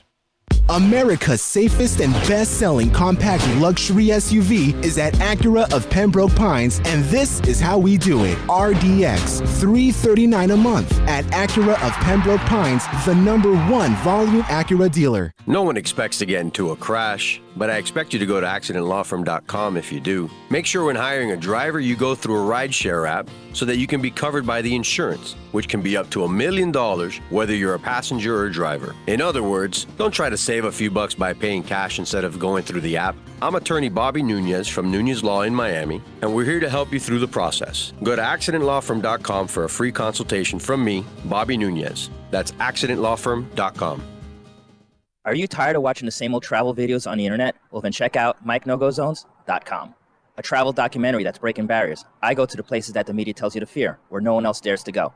Baltimore, Opelika, South Side of Chicago, and more. Go to MikeNoGoZones.com. Will reimburse payments up to a total of $1,800 based on purchase and MSRP on approved credit on select models. Excludes tax, tag, title, and includes $8.99 dealer fee. Offer ends 5/4/20. Toyota of Hollywood is open, and we're here to serve you. The safety of our customers and associates is our top priority. Toyota of Hollywood is following strict guidelines, including social distancing and keeping our facilities clean and sanitized. Buy with 0 down, 0% APR financing, and we'll make your payments till 2021. Pay up to 50% less than their original MSRP when new and used. 2019 Freon Camry LE, not $27,000, $16,775. 2020 Freon Corolla LE, not $22,000, $13,775. Shop and save at our 400,000 square foot dealership at Toyota of Hollywood, the #1 volume Toyota dealer, based on total retail sales of new Toyotas in the Southeast region for 2019 per SET, on 441 between Hollywood Boulevard and Sheridan Street.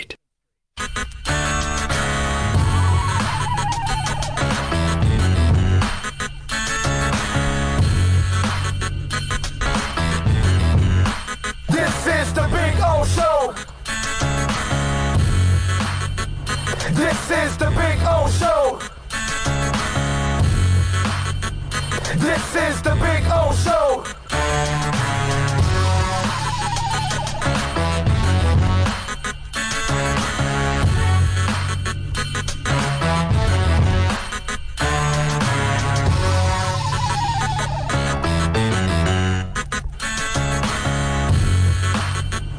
This is the Big O Show. This is the Big O Show.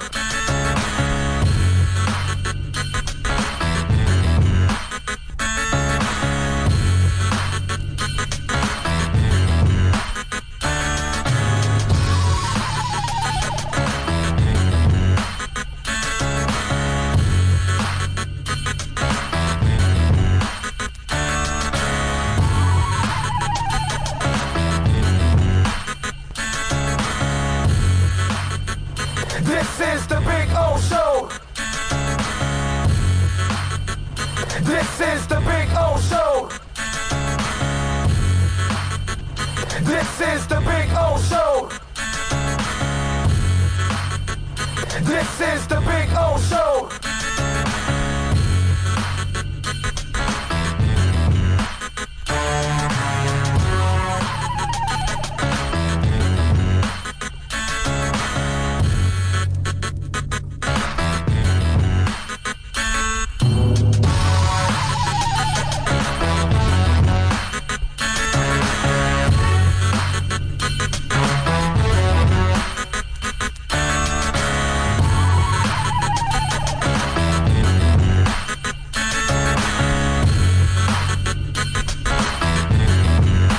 This is the Big O Show. This is the Big O Show. This is the Big O Show.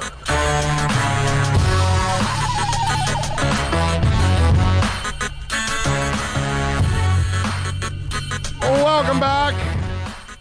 We promised you we're going to switch a little gears here, talk to my man Anthony Chang, who does an excellent job of covering the Miami Heat for the Miami Herald. And, of course, you can follow him on Twitter like I and so many others do at Anthony_Chang. Let's bring him aboard. Mr. Chang, how are you doing, sir? Are you COVID-free? I am. I'm doing well. My family's doing well. We're staying home, staying safe. How are you guys? We're good, man. I mean, we're out here at VSS West Pines, so we are here with our incredibly loyal sponsors and having some fun. So it's a good thing, but it's only a couple of us, of course, no big groups or anything. Yeah. But we're here every Wednesday with them out here, so that's why. So it's all good, man. We're blessed to be able to continue to do the show and be able to talk sports, even though there's no sports going on, which is amazing to me. How we're able to put together 3-4 hours every day here and talking all kinds of things. And so let's start off with the NBA first of all. Yesterday, the news broke with the Chinese Basketball League, and they obviously suffered a major setback now because they will not be returning till July now. How much of this is a setback for the NBA that they could not use them as an example on how to get back? Well, it's certainly not good. It's discouraging for sure if you want the NBA back this summer. I think not only the NBA, but American sports was looking at the CBA just to see kind of as a test case for what a possible restart might look like. They in China, the basketball league was shut down in January. So they're 2 months ahead of our sports here. Originally they were supposed to restart in April, then it got pushed back to May. And then, like you said, yesterday it got pushed back to July at the earliest. That's a 6-month layoff if it even comes back in July. If you follow that timetable, the NBA wouldn't come back until September, which probably is not going to happen. That's a little bit too late to restart the season, I think. So it's discouraging. Is it apples to apples? I mean, can you compare and say, well, that means the NBA is not going to come back? I don't know. I wouldn't go that far, but it's definitely not a good sign. And you read the reports, the one thing that's kind of holding them back from starting things back up is not only, a jump in cases here and there and, the possibility of another outbreak if they reopen things, but asymptomatic cases where, player could have the virus and he doesn't know it, and they're playing basketball, sharing the ball, or spending time with coaches and trainers, and he gets other people sick. So that's the hard part of all this. You don't know if you don't necessarily know who has the virus, because a lot of there's some that don't show any symptoms. So it's a very, very tricky thing, and it was not a good sign for the for the immediate future of sports here. Anthony, because a lot of us have been thinking, well, we may not be able to do this until we actually get a vaccine. And I think that that's going to be the case for fans. Right. But to get sports back, I think we have to get to the point where we have mass testing at any time. Like, you can be tested twice a day if they felt like it, because they've got the test lying around like M&Ms. And I think that that's what needs to happen for the pro leagues to kind of get back, at least to be able to play, that you're able to test people every single day, maybe even twice a day, just to kind of control things. Because like you just said, somebody could be asymptomatic and they don't know it. And you know what? Here's the other thing. We're still finding out new things about this virus. And, for sure, and we don't even know that, dude, you might be a carrier forever. We don't know that. You know what I mean? Yeah. These are things, we're just learning all kinds of things. Look, I'll ask you straight up, do you have somebody that farts in the press room? I just read that you might be able to pass it around in farting. Right. Yeah. I mean, seriously, if one of your guys on is any of the press guys there always constantly farting in the room? Huh? Not that I know of, but you never know, right? Okay, I mean, not that I know. I'm just saying, bro. If you got a farter in the press room, he might be spreading COVID, bro. I mean, this is crazy. Right. So we're finding out different things about this, and that's why I was saying, getting back to my questions, enough screwing around. To me, you're going to need, easy testing in order to be able to track everybody and even allow you guys to even interview them from another room. Right. No, I mean, yes, I think that's essential for society as a whole, right? I mean, first open the economy, probably, not to get into the economic portion of this, but you need testing. I mean, everyone says you need mass testing. And I think, yes, you're going to reopen sports and get games back going, without fans. It seems like that's a given at this point. No fans, at least for the foreseeable future. You're going to need mass testing. Are you going to need to isolate players, staff, coaches in one spot? Has been, reported by a few national guys. Like the NBA has been looking at apparently Vegas, the Bahamas, different spots like that to hold games and keep everyone in one hotel and kind of create a bubble. I mean, that's possible too. I know baseball, there was a report about them holding, playing the season in the Phoenix area. Yeah. So, I mean, the thing is, you need mass testing everywhere before you could do that, because the optics, I mean, Big O, imagine the optics of, okay, we're going to restart the NBA because we have mass testing, but it's not available to society as a whole yet. I mean, the optics of that would be very bad. So I think it has to be available to almost everybody before you could even take that step, right? Yeah, no, that makes a lot of sense. And I got to tell you, I don't know how the NBA would do this whole thing like they were talking about, putting everybody in one area, and they're going to be able to contain those people. You mean, yeah, it's tough. You're gonna tell me that all these basketball players are not going to want, right? I don't know how aren't going to have call girls come to their rooms. Really, that's what we're talking about. NBA players aren't going to have side pads in other spots of Vegas as Airbnbs. It's hard to imagine, right? I mean, how do you enforce that? I mean, there's so many, even aside from the challenge of keeping players under one roof, but you have all the staff, you have all the coaches, you have the workers in the hotels. Are they going to have to live there for 5-6 months? I mean, how about you? How about you? Yeah, how about us? I mean, I'm not even thinking about the media, but yeah, the media, if we're invited, we're going to have to be in the hotel for 6 months. That's a lot to ask. I mean, you do it, obviously, but if you need to, but that's a lot to ask players, coaches, staff, media, the workers in the hotel and the facilities to be away from their families for months during a time like this. Anthony, if they lock you away to cover the NBA for 6 months, that means you can't get laid for 6 months. That's a good point. I didn't think of that. But yeah, I mean, it's I don't know. I agree with you. I know that's one of the scenarios that has kind of been popular out there. I know Dr. Fauci today, he had an interview with someone from Snapchat about kind of the possibility of sports happening this summer. And he said it's possible, but obviously no fans. And B, you have to keep players and coaches and everyone participating under one roof. So he brought up those two stipulations, and the no fans part, fine. That's not preferable, but it is what it is. I think you could do it. But B, the other part of it, keeping guys under one roof in one location, that is the biggest challenge of them all. Yeah. No, I just can't see that happening, bro. I mean, yeah. we see ourselves. We're following PJ.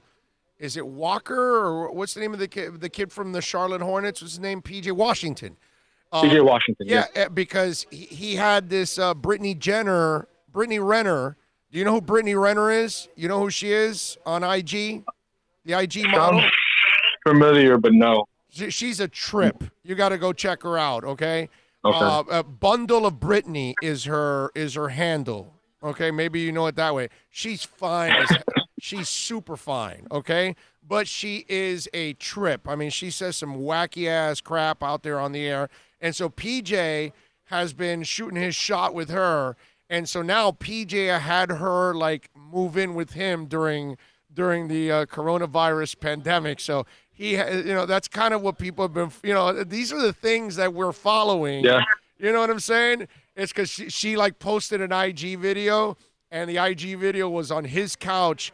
And so all the people that follow PJ were like, hey, wait a minute, you're in PJ's place. That's his couch. That's his wall. All that. They busted her. You know what I mean? And so she went to his games and all that. And so there's been this thing. And that's what I'm saying. These guys, man, they go into these IG models, DMs all the time, or the IG models are slipping into their DMs. And bro, in Vegas for months, oh my Lord. Yeah, it's scary what could be happening at night. It's, I don't know. Again, I tend to agree with you where they might try to make it happen, but for me, just imagining, I don't know how it could be enforced 100%, right? Unless it's like a military style shutdown where you have guards at the doors, which I don't doubt that's going to happen, So I agree. If that's the only way sports can happen this summer, I don't know if it's realistic. I just don't. Yeah, our boy with the Heat, the bald dude, he's going to be going crazy, bro. Trying to keep up with everybody. What's his name? The security guy? Oh, the security guy. Yeah, he's going to have a tough job. Thankfully, he has a couple guys that help him out, but he would have a very tough job to keep track of everybody. On the team. Yeah, that part is nuts. How about you, man? How have you adjusted with all of this? It's been, obviously we work from home a lot as reporters. We're either at arenas, on a plane, or at home or at a hotel. So part of that is a little normal for me, just working from home. We have our 1-year-old daughter at home as well with us. My wife is working from home too, so that's been a little tough. Just having to balance, entertaining, keeping our daughter busy. She doesn't understand what's going on. She just knows that we're both home. So she's kind of she enjoys it, but we both have to get work done. So that's tough. But other than that, we're just trying to make the most of the time, enjoying our backyard, enjoying time together that I wouldn't normally have, with them because I'd be traveling a lot. So just trying to look at it from a positive point of view, but it's definitely different. It's a scary time, but trying to be positive about it. When I told my buddy this the other day, he goes, man, I'm so tired of being home and this and that. And I go, my brother, can you go to the backyard? He goes, yeah. Have you been able to sit out, get a little sun, relax, smoke a cigar, hit a joint, whatever the hell you want to do, just chill out, have a drink or whatever? He goes, yeah. Have you gone to the front yard, relaxed a little bit? He goes, yeah. I go, in New York, they can't do that. Yeah. Okay. That's a very good They're point. stuck in an apartment. They're stuck in four walls. They barely see the sun of day. They barely enjoy anything. They can't go for a walk because there'd be 50 other people next to them on the same sidewalk. You know what I'm saying? So I go to him, be grateful that we can actually go outside. We can actually have walks. We have yards. Our lives are a little bit better than in other places. You know what I mean? And he's like, wow, man, I never thought of that. And I go, yeah. Well, it's we're not so bad, bro. We're all right. If you're healthy right now, you don't have COVID, or your family doesn't have COVID, then everything's fine, man. When I see what happened to Paul Castronovo, when I see what happened to Adam Cooperstein, you know what I mean? That's the serious stuff there, bro. That's the real problem in this country. That's the real, yeah. Yeah, man, we're losing people, the people that you love. You can't even be by them when they're checking out. The wife can't be next to the husband can't be next to the wife, the son can't be next to his dad or his mom. I mean, this is ridiculous, bro. That's the real deal. So none of us can really complain about what we're experiencing because there are other levels that are even worse than where we're at right now. For sure. Is it inconvenient? Sure. But, we hope it's temporary, obviously, and it could, like you said, it could be so much worse. So you have to appreciate what you do have and be grateful because the fact that you're able to go outside, I go for a run every once in a while around the neighborhood. Yeah. It's just, you can get fresh air. You just enjoy the time at home because once things start back up, we're all going to be very busy again, out doing our normal stuff. And, we're going to think back on this time and say, different, but it was something that, you always remember. It's something that's different and is going to be a memory forever, just going through this. So we're here now, April 15th, my brother. Anthony, what does your gut tell you? Do we see the end of this season, or does it become such a problem that they don't want it to roll over into the next season that they cancel this season? Or we never play the regular season and we go straight into the playoffs. What happened?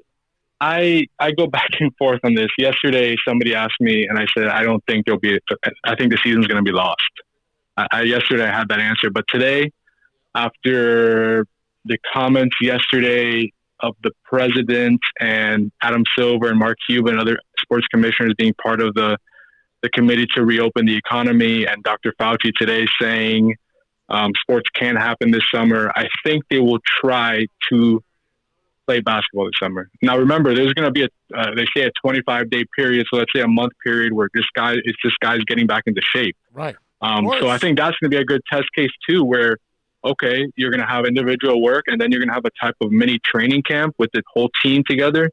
If that goes smoothly, maybe you try to play games. If it doesn't, then maybe you say, this is not going to work. This is not going to work. Let's go with the season. So I think at the very least, I think there will be that period where they try to get guys back into shape and see how it goes and then go from there. That'll be my answer. Yeah. I think because greed is too big in this country and capitalism and all that, I think they're going to try to get in the season. Not the regular season. I think they're going to try to get in the playoffs at least with all of that. And the good thing about that training camp that they go into that, Anthony, they'll go into 30 training camps. And if you go in for a couple of weeks, that's another incubation period for all these teams. Yeah. So you will be able to make sure that before you even start the season, everybody will have been tested so many times that all the teams will be healthy, and then at least you can start. But again, the question is, how long can you keep it going without, a failed test? And then you got to worry about that failed test,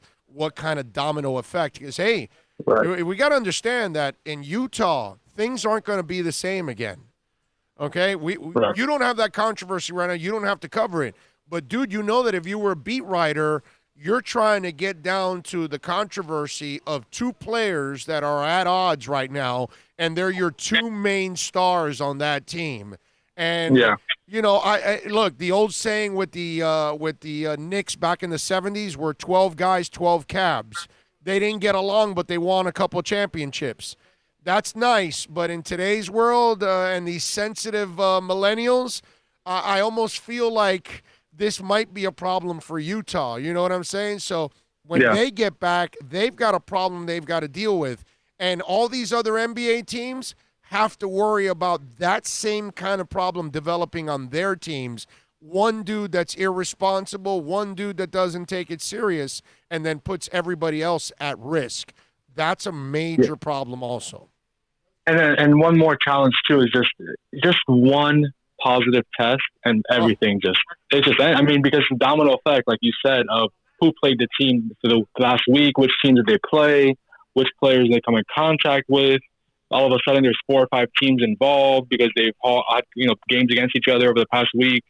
It's just that's the tricky thing. So I think the one thing, honestly, and I'm not a doctor, obviously, I'm a Miami Heat beat writer for the Herald, but I think one thing that isn't talked about is, yes, the vaccine's going to take over a year, it looks like, but a therapeutic, an antiviral that can help with severe cases and maybe prevent, having to go to the hospital, where you kind of take like a Tamiflu for the flu, and it makes the case a little more mild. Something like that, the development of that over the course of the next few months, that could change a lot of stuff. So I think, yes, the vaccine's going to take a while, but if there's some type of treatment for this over the next few months, that could change the conversation, I think. So, who knows when that'll happen, but I think it sounds like they're more optimistic that will happen, in the summer. And if it does, that will be obviously a good thing. Keep up with all the developments with the Miami Heat, as Anthony Chang does an excellent job of covering the team for the Miami Herald. Follow him on Twitter at Anthony_Chang, and, of course, catch his work there at the Miami Herald website. Anthony, you are a stud, my brother. Stay safe. Family, stay safe. Always appreciate it. You be good. Thanks, Leo. You stay safe, too, all right? Have a good one. Thank you. There you go. Anthony Chang, baby, from the Miami Herald, kind enough to join us. All right, let's see what we got here on the chat board here. Andre V says, Big O, listening from Portugal. Appreciate you watching and everything. Gerald Lewis San says, Howard and Jones, Sertan and Madison. Yeah, let's pump the brakes. Let's let them perform at that level, and then we can do those comparisons. I actually tried to do that a couple weeks ago, I think, and you immediately no. I can't put you in that pedestal yet, bro. Sharif West says, also great assessment on why Charles Harrison, Godchild, are more likely to have career years, contract years, or be gone. Why not? We will not pay Godchild, Raekwon Davis, or Leki Fotu at 70. Okay. Richard McLean says, Big O, did Dolphins sign Byron Jones with the thought of unloading Xavier Howard's contract if they can? Too much money to pay a corner for. Richard listened to the segment yesterday talking about Xavier Howard, and I explain it all there, okay? And I don't think they signed him to trade him. It's segment 12 or 13. But you could check it out there yesterday, and I explain why Howard should not be traded at all this year and will not be traded at all this year. Let's see. Kenneth Cleveland says, Big O, how's your health since your health scare a few years ago? It's good. I'm feeling good. I lost a bunch of weight. I can't complain, man. Overall, we're all right. After you got done Although with I've gained a little weight here, and after you got done with the kidney stone and the gout, you've been fine. Yeah, I had the kidney stone and the gout recently, and we were able to get through that. NorCal says, serious question, how come I can spit in a tube and ancestry sites can tell me my entire family tree, but there isn't a virus yet, a virus test? NorCal, I'm just not smart enough to answer any of those questions, bro. Let's see. Dougie Fresh to NorCal, because we have the human genome sequenced, and this virus is a new novel. While we can tell if you have the virus, mapping and finding antigens is a temporal dynamic challenge. Dougie Fresh, you're way too smart for us, bro. Way too smart for us. Julio Alonso, the real problem will be the economic depression that's coming. That's true. That's very true. People don't realize how many large and small businesses will not survive. There's no doubt about that, my brother. That's the sad part about all of this, Julio. A lot of people are losing their businesses, but we have to try to save lives too. You know what I mean? And so everybody's losing here. Pretty much. Outside of supermarkets, everybody else is losing. Government's got to step up, man, and subsidize. Well, they've done, they can't carry the country, bro. That's for as much a few as months. For a few months, they can't, bro. They can't. There's no way they could give us that money and that that $1,200 and all that you're gonna get, but there's no way subsidies they're getting. The small businesses, as long as you keep your employees on the payroll, Like they just How need do you- to how do bridge you the keep- gap for a How do few you months. keep any employees on the payroll if you're not bringing in any money, bro? That's the subsidy you're getting from the government. They're not going to get, bro. Every business not going to get it. We can't expect that. Unfortunately, we can't. It's just not realistic to expect the government to sustain everybody. It's just not. Mickey Collazo says, "Oh, you got the celebratory Murcielago cigar ready for the draft?" Yes, I do. Yes, I do. I got the bat ready to go. Espinosa. Julio Alonso says, cancel the season so there's more people out of work. This quarantine is worse than the virus. Mark it down. Everything's bad, sir. The virus is bad. If you let everybody out on the streets, there would be hundreds of thousands more dead. If that's all right with you, then, I can't help you, my brother. But we could not win with this. We let everybody out on the streets, and it spreads even more, and more people die. I'll give you a story. I got time for it. I read this story here that was pretty amazing, because, the guy's talking about how the shutdown is worse, right? Okay. People in San Francisco are, in a way, grateful they lost the Super Bowl, right? Yeah. Oh. People are really grateful in San Francisco they lost the Super Bowl. Kansas City rallied with a fourth quarter deficit in order to defeat San Francisco, right? Crushing what may have been a blessing in disguise for California, according to a report from the Wall Street Journal. It's possible the 49ers losing the Super Bowl prevented the spread of the coronavirus and saved countless lives. It may go down in the annals as being a brutal sports loss, but one way that may have saved lives. University of California SF Department Medicine Chair Bob Watcher told the paper the 49ers would have held a Super Bowl parade in downtown San Francisco if they won, and they could have helped spread the coronavirus. At the time of the game, Santa Clara County had just 2 reported positive cases of COVID-19. On the other hand, Kansas City didn't report its first positive till March 18th. So Kansas City could have a party because nobody had COVID. In California, they had a problem. And at that time, hundreds of thousands of people get to the streets, and that becomes a bigger pandemic and a bigger problem for them. Championship parades generally attract a few million fans to specific locations. The coronavirus could be spread through coughing and breathing in the direction of another person, which is why people are being asked to wear masks out in public for essential tasks, such as going to work or grocery stores. How about that? State of California, by the way, has been under a stay-of-home order since March 19th. There have been 24,000 positive cases, 725 deaths related to COVID-19. So in California, they feel it was a blessing in disguise to lose the Super Bowl because it would have cost lives. So, my friend, whether we're stuck at home, we lose. If we go out on the streets, we lose more human beings. More people lose their fathers and their mothers and their grandfathers and their grandfathers before their time. Young people have lost their lives in this. People that are in their 30s have lost their lives from this. Healthy people have lost their lives from this. And I read you the story yesterday. We're now finding out that the effects of COVID-19 could be permanent. After you recover, you could have some permanent effects, is what they're not sure yet. Yeah, well, loss of taste, yes, exactly. And breathing issues and all that, all these things might even linger with some people. So ask yourself, how are we going to win?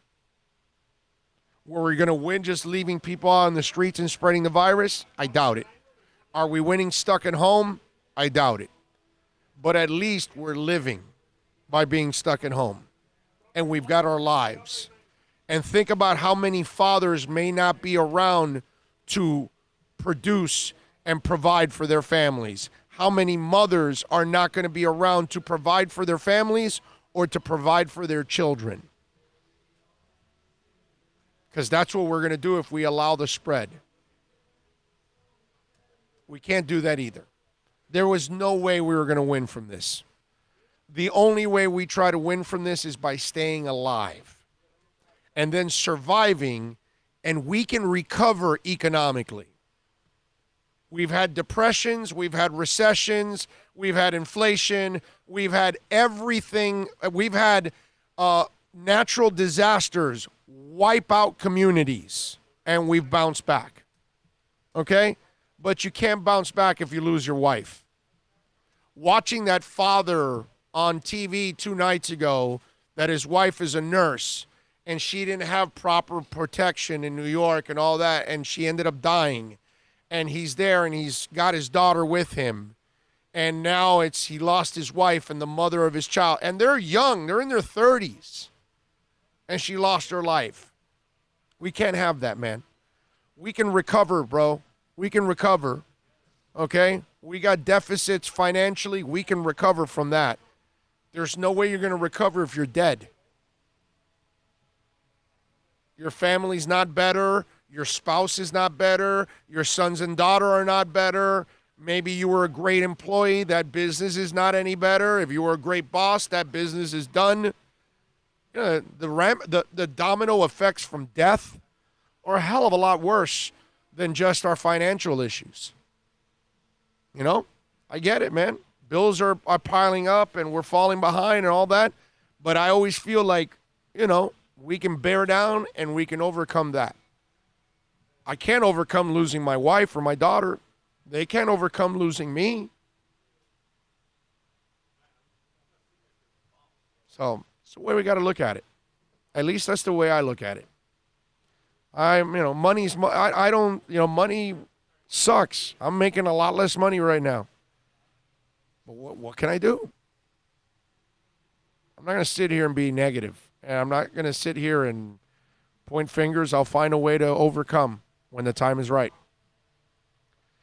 Let's see. What do we have here? $2.5 trillion don't last 1 month.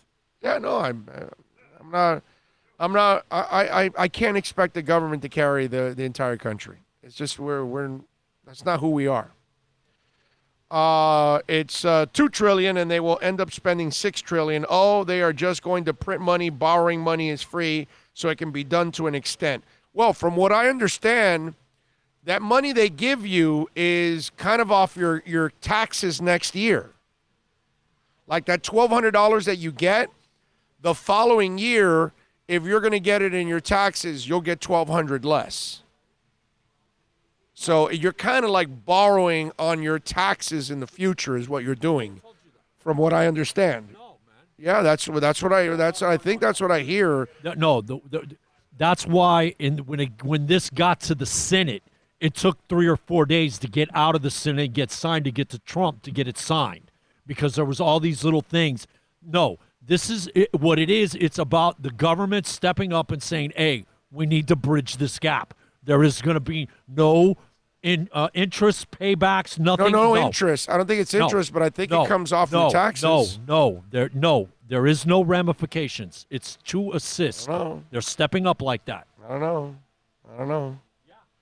I think it's like I said, for the small look, 85% of the businesses in the United States are small to medium-sized business. 15% is corporate.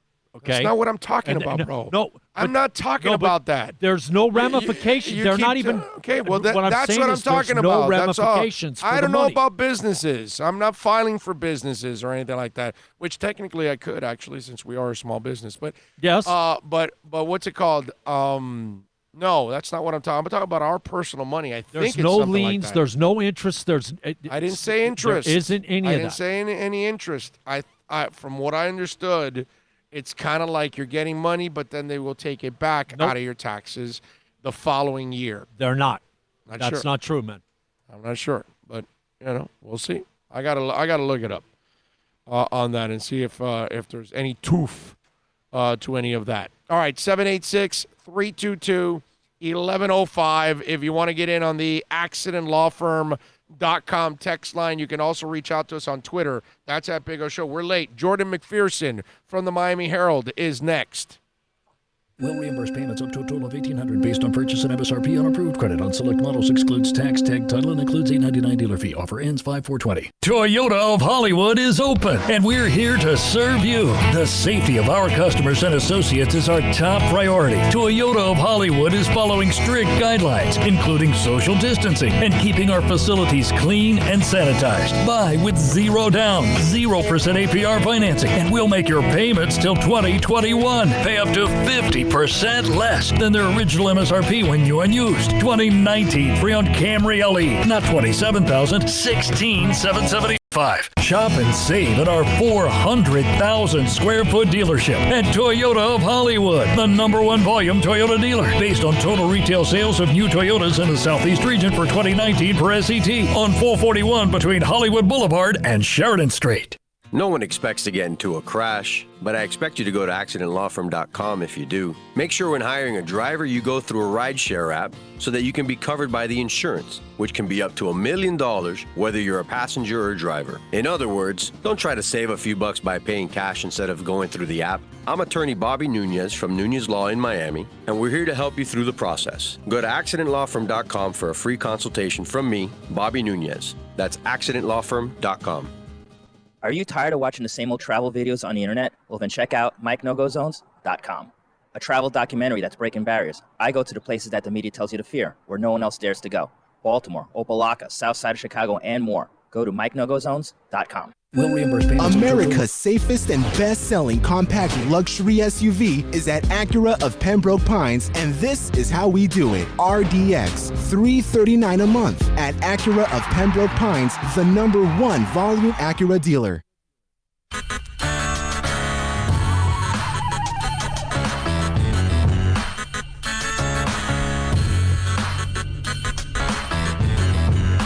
This is the Big O Show. This is the Big O Show. This is the Big O Show.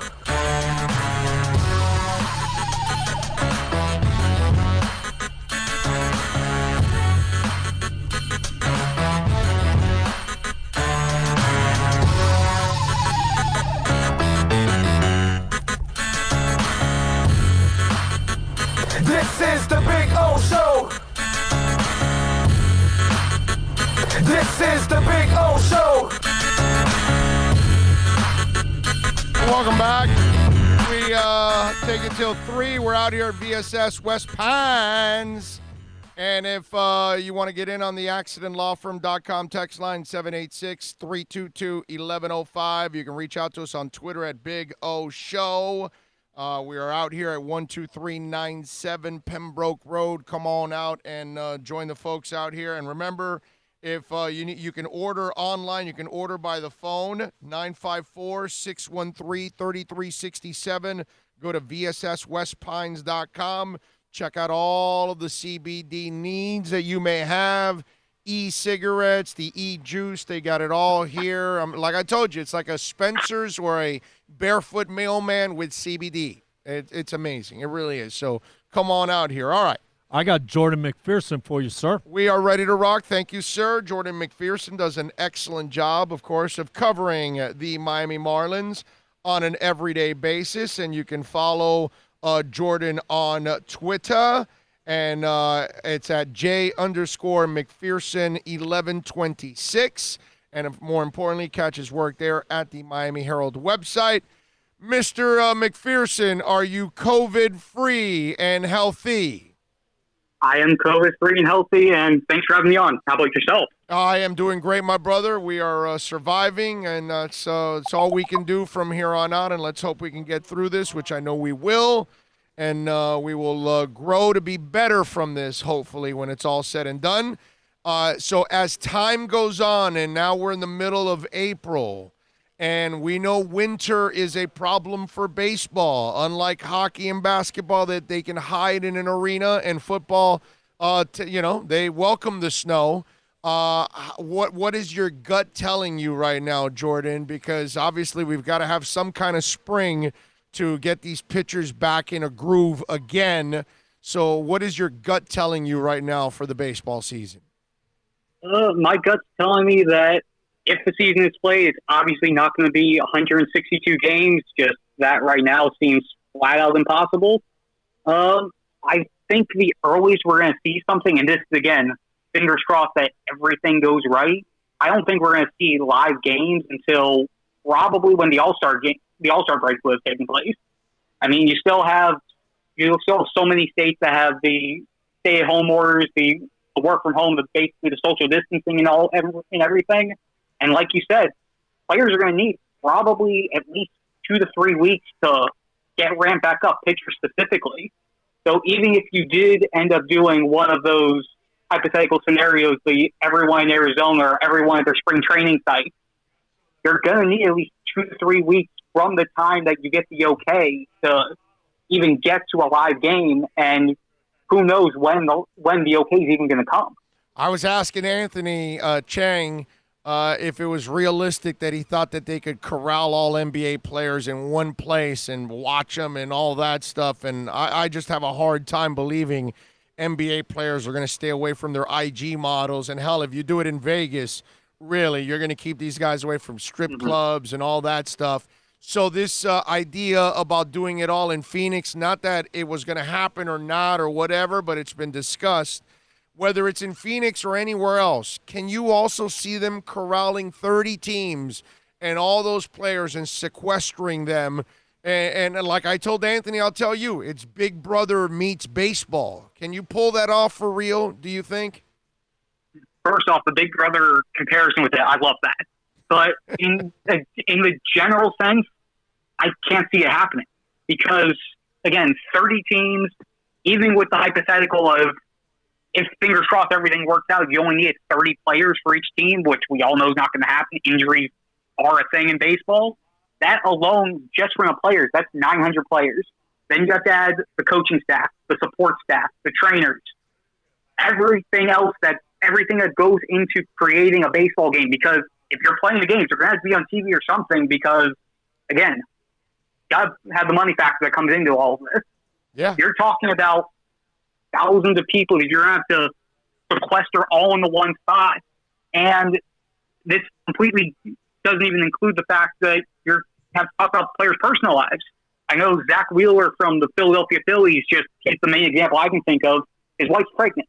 They're supposed to be having a kid in a couple months. How is he supposed to justify not being there for the birth of his child or having to be away from the mother of his child and his child itself just to play baseball? Yeah. To me, it seems logistically, could they make it happen? Probably. Should they or will it? I really doubt that it'll happen in this fashion. I got a bigger problem for you, Jordan. Baseball requires minors because you have injuries. So you got to call up a guy from AAA and from AA sometimes. Okay, single A, instructional league, all that other crap. Okay, you don't get to call up to the majors. I get that. But some AA guys do and plenty of AAA guys do. Yep. So it's not just the 30 teams. It's everybody's AA, AAA affiliates have to be in action because injuries happen. You've got to call guys up, this and that. You go through your bullpen in 2 days because you had a whole bunch of games, extra innings, whatever it is. I don't know if you allow it or whatever in this season, but still, you have changes. You have to call people up. A team like the Marlins will definitely be using their minors. So it's not just as simple as the 30 teams. There's another at least 60 more teams. And where the hell do we put them? All over the country, including states that have hot spots? That's going to be tough, dude. No, I completely agree, and that's another big factor that you mentioned. If they were to do something like this, sequestering everyone in one spot, there would be no way around them having to expand rosters. I don't know how large they would make them, or if they would say, hey, pick X amount of prospects that you think might have to be around here, whether it's relievers, position players, what have you, and bring them into the sequestering, which again just bolsters the amount of people they're going to have to watch over. And it just becomes when you do something like this, it's just the first domino to fall in a slew of different things and different factors that people don't think about outside of the immediacy of let's get Major League Baseball back. It's so many different things. I don't think red tape is the right word, but it's something similar that I'm thinking about that hurdles. You have to think hurdles. It's all the hurdles. Yeah, definitely. All the hurdles that you're going to have to go through and all of the contingencies that you're going to have to think about in order to be able to pull this off. And it seems like every time that you think that there's a solution, you have this one or two things at minimum creeping behind you, making you think, well, how are we going to deal with it if A happens, if C happens, if W happens? And they have to think about all of that, and it just keeps adding extra layers to the ability to start the sport back up. How about this, Jordan? The dynamics of if the season gets canceled and they don't play it, okay, the Dodgers made the Mookie Betts investment, and now he never plays for you, and he's going to hit free agency, and now you got to do everything to re-sign him to justify it because you didn't even get a season to make a run for a World Series. But then on the flip side, okay, that's the bad news for players like that and commitments that are made. The Marlins made a couple of minimal commitments, and, okay, that'll be a little tragic for them.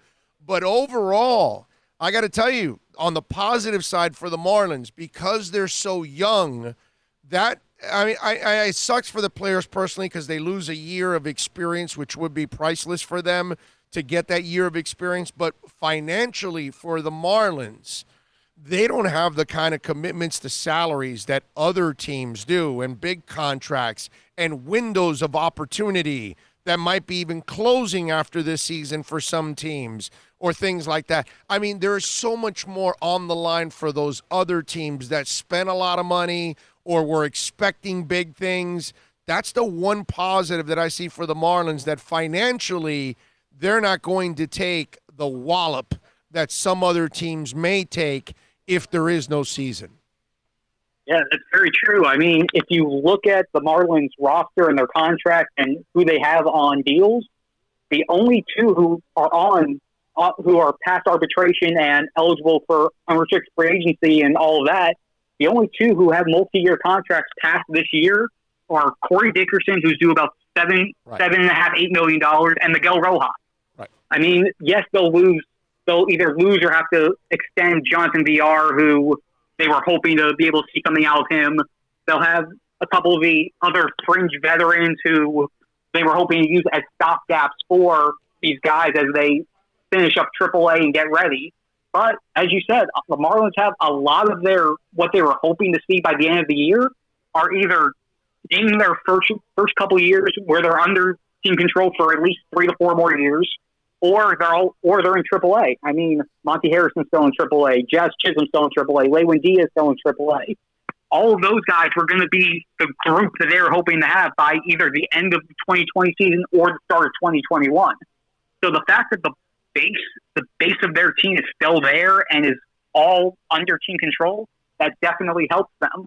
But as you said, now the question becomes, how much longer are we going to have to wait to see them if they lose another year? How much are the Marlins going to be hesitant with it? Are the Marlins going to be ready to just jump right in with them in 2021, regardless of how this season plays out? It gives them a few more questions to think about, too. Jordan McPherson, by the way, joining us from the Miami Herald, does an excellent job of covering the Marlins. And, of course, you can follow him like I and so many others do at J_McPherson1126. Jordan, just out of curiosity, man, have you spoken to any of the players and asked them that question? Like, man, if there is no season, you lose out on a year of experience. And I would imagine that even the Marlin coaches, the manager, the front office, they'll be devastated that their young guys couldn't get a year of experience under their belt, because that's what this is all about, is about building for the future. And this kind of sets you back a year for the future. Yeah, definitely. I talked with Lewis Brinson the other day. The Marlins did a Jackie Robinson roundtable today, and I was able to get his thoughts on that and then asking a little bit of baseball stuff off to the side.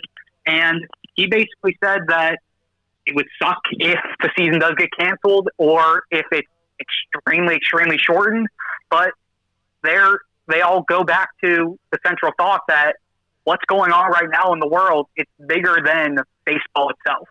They're all professional athletes. They'll be able to get through it, even if it means they're going to have to be delayed a year. But in the grand scheme of things, that their focus is on their health and doing what they can to be ready for whenever that time comes, that they're able to get back on the field, whether it's a week from now, a month from now, not starting until July, August, or not even starting until 2021. They're all doing what they can to stay ready and stay in the moment. But if health becomes first, which obviously it should come first, they're willing to bide their time while they still have it. Jordan, one more thing before I let you go, my brother. So how's life changed for you? What's the things you're doing now that you didn't have to do before? Well, I'm staying at home a lot more. I mean, as of right now, I would have already already done my first road trip. I would have been gearing up. I think it would have been tomorrow to head out to Philly for the back half of the month, which the Marlins would have had their 4-series trip with Philly, New York, St. Louis, and capping off in Puerto Rico.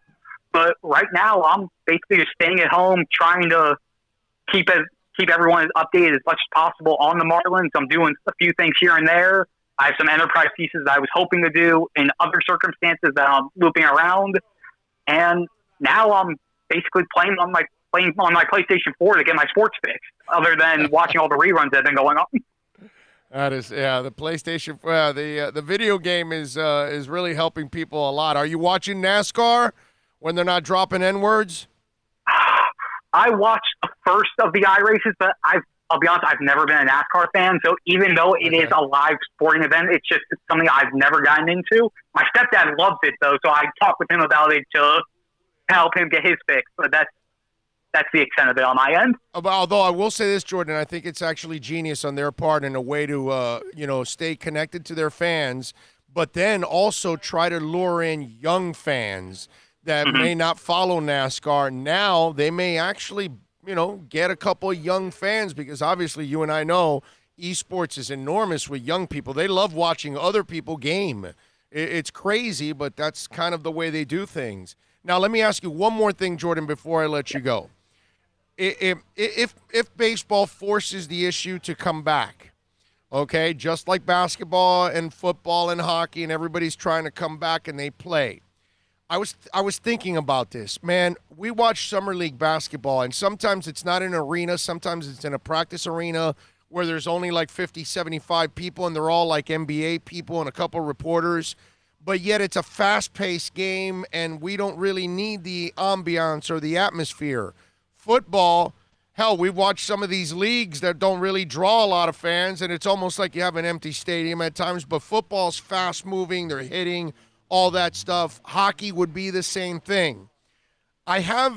There's a part of me that says it'd almost be suicidal for baseball because it's already considered a slow sport, a boring sport as it is for young people.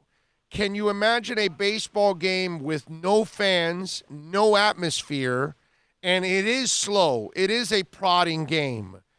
I don't know if baseball, out of all the sports, is the one that's really going to benefit coming back to empty stadiums, because that might be the sport that needs the organ, that needs the people, that needs the sausages running in between innings, that needs the kissing cam, that needs the goofiness a little bit. I almost feel like because of the way the game is played, and it's already losing fans as it is, this kind of game is not really to its favor. It doesn't really sell the game because it kind of takes away from it. Am I going a little too extreme here on this? I don't think you are. I mean, you've hit a lot of the big points there. I mean, it's tough to be at. I mean, I've covered Marlins last year. I've been at various stadiums where attendances aren't always fantastic. Right. And when there's a dead atmosphere, it's really tough it feels like it's tough to play that game. Right. Because, there's only so much action going on at any given minute compared to football, where you have to have a playoff every 35, 40 seconds. Basketball, where you have 24 seconds to get from to be able to go out and make a shot. Hockey, where everybody's going nonstop the entire time they're on the ice. With baseball, if there's no atmosphere and it's really just the silence in between the pitch and the pitch and the hit, it loses a lot of luster. Well, and it wouldn't make it a lot tougher, but also at the end of the day, if they have to play the game, they have to find a way to play it, and that may very well be the only avenue for them to do so. Think about this, Jordan. It was like catch-22 there, yeah. Think about this, just a home run where you hear the fans, whoa, and you hear it come through even the speakers, whereas now, if it's a home run, it's just going to be a shot, and then we're all just going to be looking at it and hearing dead air, and then, you know, it's either it lands in a mitt or it just goes over, and then that's it, and then there's no reaction or anything. It's just, you know, it's just a different game without that's the one sport that I really feel that on TV it's even going to be hurt without fans. It's crazy. No doubt about it. Go ahead. Yeah, no doubt about it. I mean, like you said, with anytime there's a big play, you hear that gas, you hear that woo, you hear that rush, and now everything would basically be similar, whether it's a home run or a ground ball at the middle or a simple pop out. You won't be able to distinguish it unless you're actively focused on what's happening from your television, which I can tell personally that's not how everybody views a baseball game when they're just sitting at home sitting at home. A lot of people, myself included, when they're not actually live at the game, a lot of times it becomes background noise. Right. And when there's not a lot of noise to come with it, it makes it that much tougher to actually fully pay attention for the full 3 hours. Hopefully the games won't be longer than 3 hours, but it makes it that much tougher to fully tune into it from first pitch to final out. I'm with you all the way. Follow him on Twitter at J_McPherson1126. Jordan, as always, thank you for taking some time, my brother. Make sure you stay healthy. That's the most important thing. And continue your excellent coverage. Hopefully we'll get some baseball back, man. It would be nice. I was looking forward to this Marlins season. Yeah, thanks so much, man. You stay safe as well. I appreciate the time. You got it. All right, Jordan, be good. There you go. All right, you too. Jordan McPherson, man. Good stuff there. And a lot of people don't think about that. They think, oh, well, you know, we bring baseball back, but you don't think about the minors. So it's not just the 30 teams. This isn't football, man. This isn't basketball where you're only playing 6, 7, 8 guys and you've got 15 on the roster and, you know, yeah, you might call somebody up from Sioux Falls or whatever, but it's not really something you need. You'll be fine with the 15 guys you have on your roster. You'll be fine with the 55 guys you have on your roster in the NFL and 10 practice squad players and, you know, whatever. You sign a guy off the street. In football, by the way, if you sign a guy off the street, do you have to quarantine him for 14 days now, too? Kind of weird, man. It's a different world. It won't be available to you right away. You know? Put him in the hopper. 14 days. We might need him in a couple weeks. I don't want to wait in a couple weeks to then wait a couple weeks. No. Put him in the hopper right now. You know? News breaks. Dolphins have one guy in the hopper. Are they going to activate him soon? Are they going to sign him? Crazy stuff, man. It's a crazy world. It's a crazy, crazy time. All right, let's take a break. We'll come back for the final half hour of the program live from VSS West Pines. We got some football stuff. Let's talk about a player that I think is being overrated. Let's also talk about somebody whose apology doesn't mean squat. We got a bunch of other. Oh, and one player that I don't know. I think he may not want the fans around because he doesn't want the booze around. Okay, back with more. Will reimburse payments up to a total of $1,800 based on purchase and MSRP on approved credit on select models. Excludes tax, tag, title, and includes $8.99 dealer fee. Offer ends 5/4/20. Toyota of Hollywood is open, and we're here to serve you. The safety of our customers and associates is our top priority. Toyota of Hollywood is following strict guidelines, including social distancing and keeping our facilities clean and sanitized. Buy with 0 down, 0% APR financing, and we'll make your payments till 2021. Pay up to $50 30% less than their original MSRP when new and used. 2019 pre-owned Camry LE, not $27,000, $16,775. 2020 pre-owned Corolla LE, not $22,000, $13,775. Shop and save at our 400,000 square foot dealership at Toyota of Hollywood, the #1 volume Toyota dealer, based on total retail sales of new Toyotas in the Southeast region for 2019 per SET, on 441 between Hollywood Boulevard and Sheridan Street.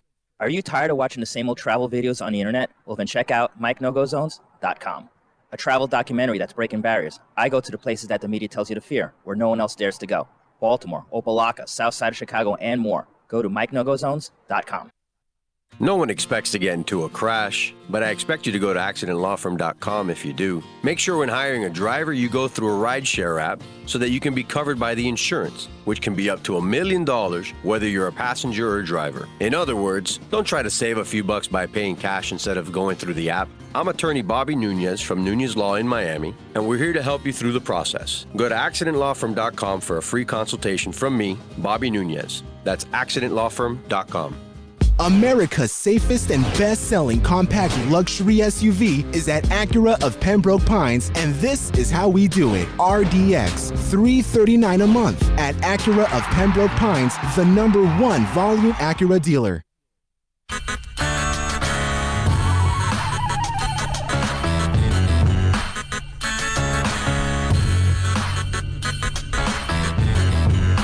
This is the Big O Show. This is the Big O Show. This is the Big O Show.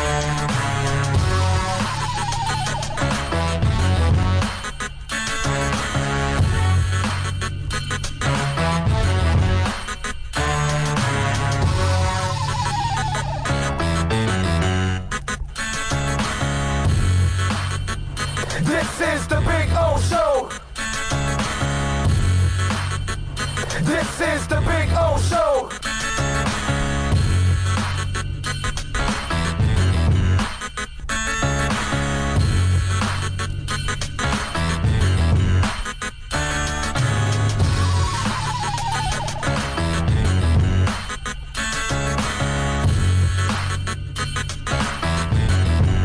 We are back.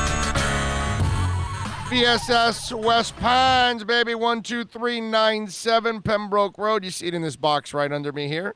And, of course, 954-613-3367. You can order, like somebody is right now. They ordered, and then they're picking it up now and all that good stuff. And we thank the folks that have come by to say hi already, too, throughout. So always appreciate that. And thank you all. And remember to mention us when you go visit our sponsors, whether it's Toyota of Hollywood, which will be there tomorrow, Craig's Inn Acura on Friday, whether it's Caneswear, make sure you mention all of us when you're out there. We always appreciate it. Hialeah Park. It doesn't matter. Any of our incredible, incredible sponsors, man. All right. Pallet Rack City. 300Bs, of course, and we thank all the great people at 300Bs for always taking care of us. So good stuff there. Rhino says, I was away. Did we talk about the Dolphins? No, not right now, actually. We went through some Marlins and some Heat talk. Let's see what we have here on the chat board. You don't have to pay that back. They are going to take it out on the taxes. And for the business, it's a loan that you don't have to pay interest for a certain, where else did he finish it off? I don't know what he finished off there. Anyway, so there you go. All right. No, we don't have to pay for it. It's Good. like a grant. All right. Good. I pay enough. Let's see. Radic Eccentric says the citizens pay back. The citizens pay back on their taxes, and the businesses keep the money for free if they use it like the government tells them to use it. Also, the citizens do pay back on their taxes. I don't know. You guys are confusing me now. Oh, well. All right. I don't know what the hell's going on, just to tell you. All right? I just work my ass off, pay my taxes, and that's all I know. All right? Julio says, we are all going to be paying this back with interest. Let's see. The government gave the financial institutions permission to use the money to pay bonuses and to bail out the government pensions that lost money when the market pulled back. All right. People that never pay taxes are getting checks. Oh, I don't know about that, Mike. I don't know who's getting. I don't know if you pay taxes. I don't know how you do that because it's all direct. You're not getting money because it goes direct deposit. Mike is wrong again. It goes from your tax returns tied to your bank. That I do know. So if you're not legitimately paying your taxes and you don't have your direct deposit, those are the people getting the checks early on, from what I understand. And by the way, my wife checked today. We have not gotten our stimulus check yet. Okay? All right? We need our stimulus check, dude. All right, everybody's checking their phones. You got to be in the system if you want. Well, but I'm in the system, brother. Okay, I am in the system. No, what I already got my. I'm not talking to you. Right. I'm saying to them, if you want to get one, you got to be in the system. We already got our 2019 returns already. We already filed and got our money back already. So we're already set in that sense. They've got our info in 18 and 19 already. We follow the letter of the law. That's for damn sure. Work hard, pay your bills, don't have to worry about anything else. Don't play with the IRS. No, they are one of the bad They are ruthless. asses. They can come and get you and take you, and you can't do nothing about it. They are ruthless. All right, 786-322-1105. If you want to get in on the accidentlawfirm.com text line, you can also reach out to me on Twitter. That's at Big O Show.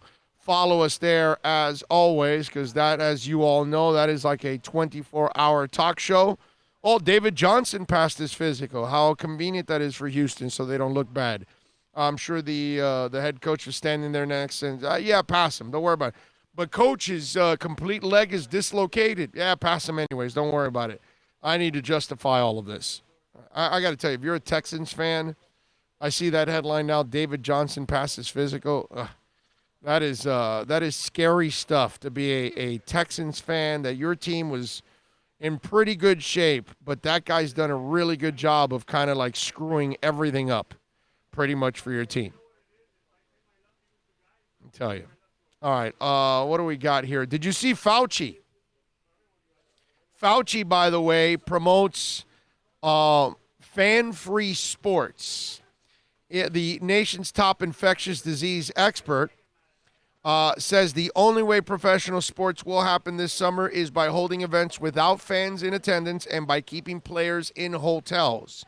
There's a way of doing that as part of a week-long interview series. He says nobody comes to the stadium. You put the players in big hotels. Whenever you want to play, keep them very well surveilled. Have them tested every single week and make sure they don't wind up infecting each other or their families, and just let them play the season out. Can they be around their families? Because if the families are going to go to other places, does that make any sense? I saw that. And then he said also testing them every week. I would test them every day. I would test them twice a day. The second they're out of your eye, like they wake up in the morning, test. Before they go to sleep, test. That's what I would do with them. Because you don't know what they're going to do in the middle of the night. So you don't know. So you test them before they go to sleep, and then you test them when they wake up and they start work. So you know they're in a good standing at that point. That's why this whole thing about sequestering an entire league. And here's the thing. The players that make money are not going to want to do this. The players that already have money in the bank, they're going to go, no. My contract's guaranteed. I'll wait till you guys are actually – you're not locking me up somewhere for 3, 4, 5 months, and I can't see anybody and can't be around my family, can't be around my friends, can't go out, can't do anything. No. They make so much money now that a lot of these players are going to say, this isn't important to me. I can see that happening. But I also can't see how it's feasible, how you actually execute it, that you're going to keep everybody in one place. So when I hear Fauci say this, it sounds great as a plan, but it's not really something that I think is going to be executed the right way. And eventually, I think it's going to end up costing lives. Because you're going to make mistakes. Because guys are not perfect. They're going to be tempted by IG hoes. They're going to be tempted by strip clubs. They're going to be tempted by regular women. They're going to be tempted by their friends to go out and go have a couple drinks and BS. They're going to be tempted by having a life. Unless you make it like, jokingly I told Anthony and jokingly I told Jordan that it's baseball meets Big Brother or NBA meets Big Brother. Can you imagine if you make it a television series off the field? When they're together in the house and all that, the entire team, that becomes also filmed. And that becomes a way of you generating revenue, a way of you creating interest for the sport, because it becomes kind of a Big Brother type scenario. This sounds like a WWE thing. Well, it's Big Brother. It's what we do in this world. We have, they vote you off the island. They vote you out of the house. They vote you out of the singing contest. Except nobody gets voted out. Everybody just, is just talking BS and playing jokes on each other. I mean, that's the only Mitchell's got to continue to deal with Gobert. That's the only thing I can see them trying to, create something out of it. That's it. And still, I don't think a lot of players will not enjoy being on camera all the time. So you won't get away with that either. There'll be a couple guys that'll ham it up, but most guys, especially in baseball, they're going to want their privacy. They're going to want to play, answer whatever questions with the media, and get the hell out and just go relax for the rest of the day.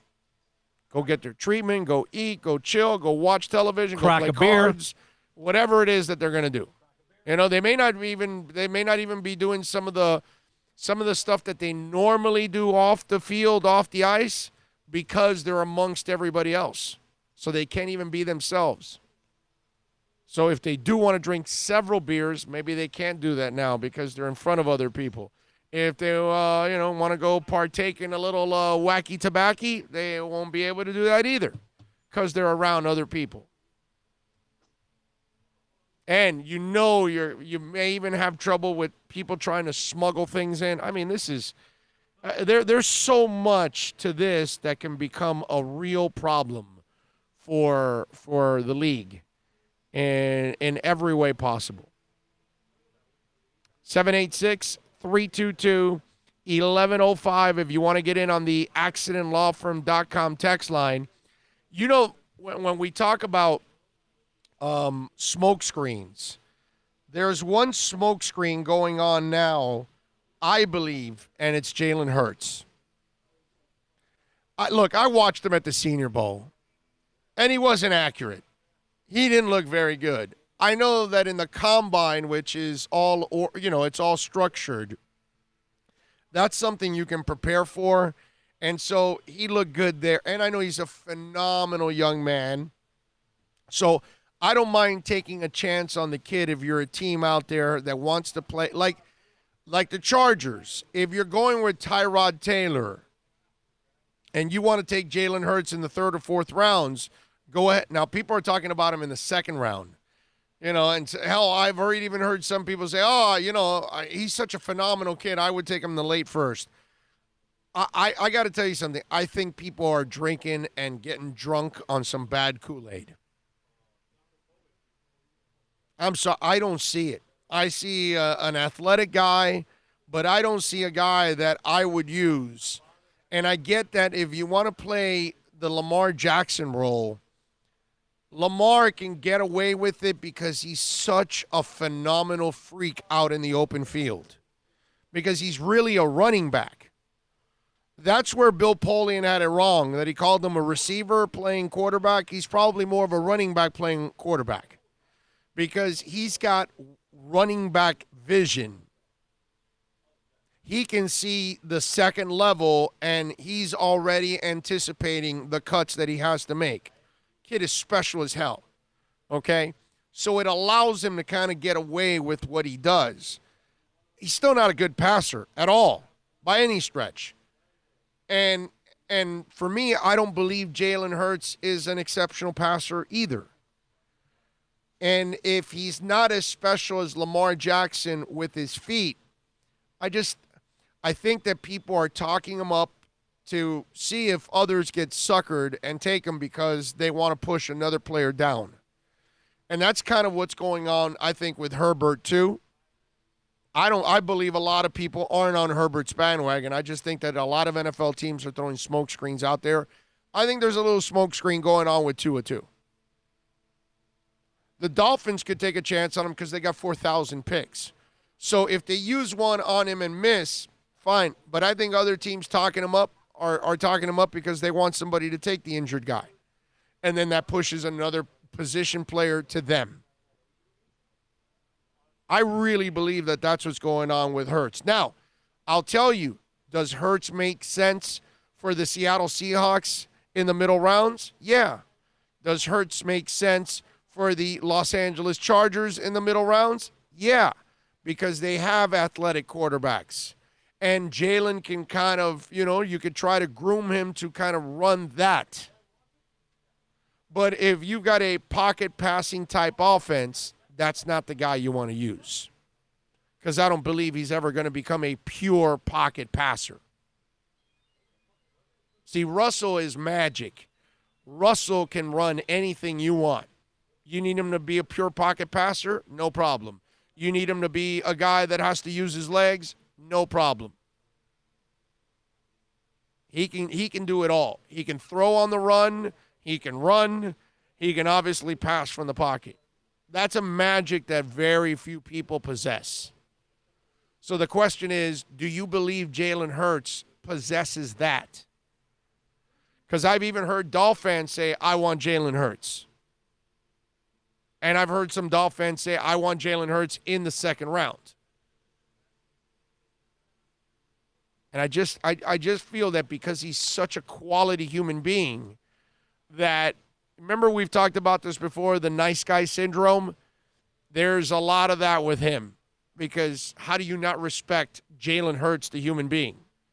Right? I mean, he's one of those guys that I don't know if we've seen many people carry themselves better when it comes to really tough football decisions than that kid. I mean, that guy has been just awesome. And he has faced some serious adversity football-wise. Stuff that he's not happy with, decisions that have been made, obviously, that affected his future, forced him to transfer out to Oklahoma, but then he went and carried himself like an absolute pro once again.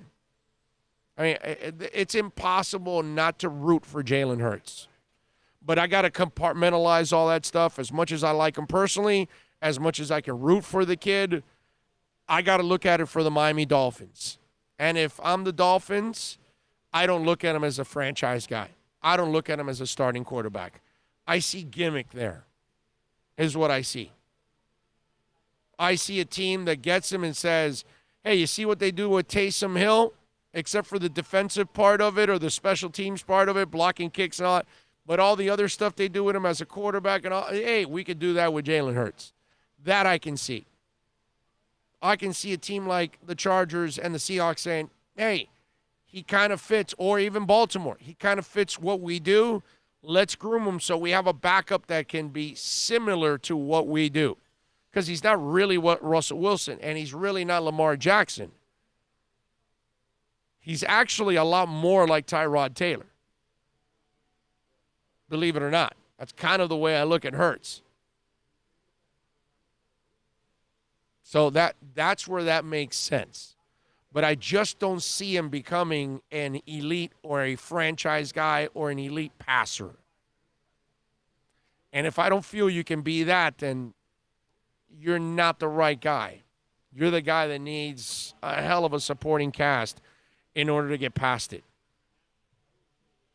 All right, 786-322-ESPN 1105 if you want to get in on the accidentlawfirm.com text line. You can also reach out to me on Twitter at Big O Show.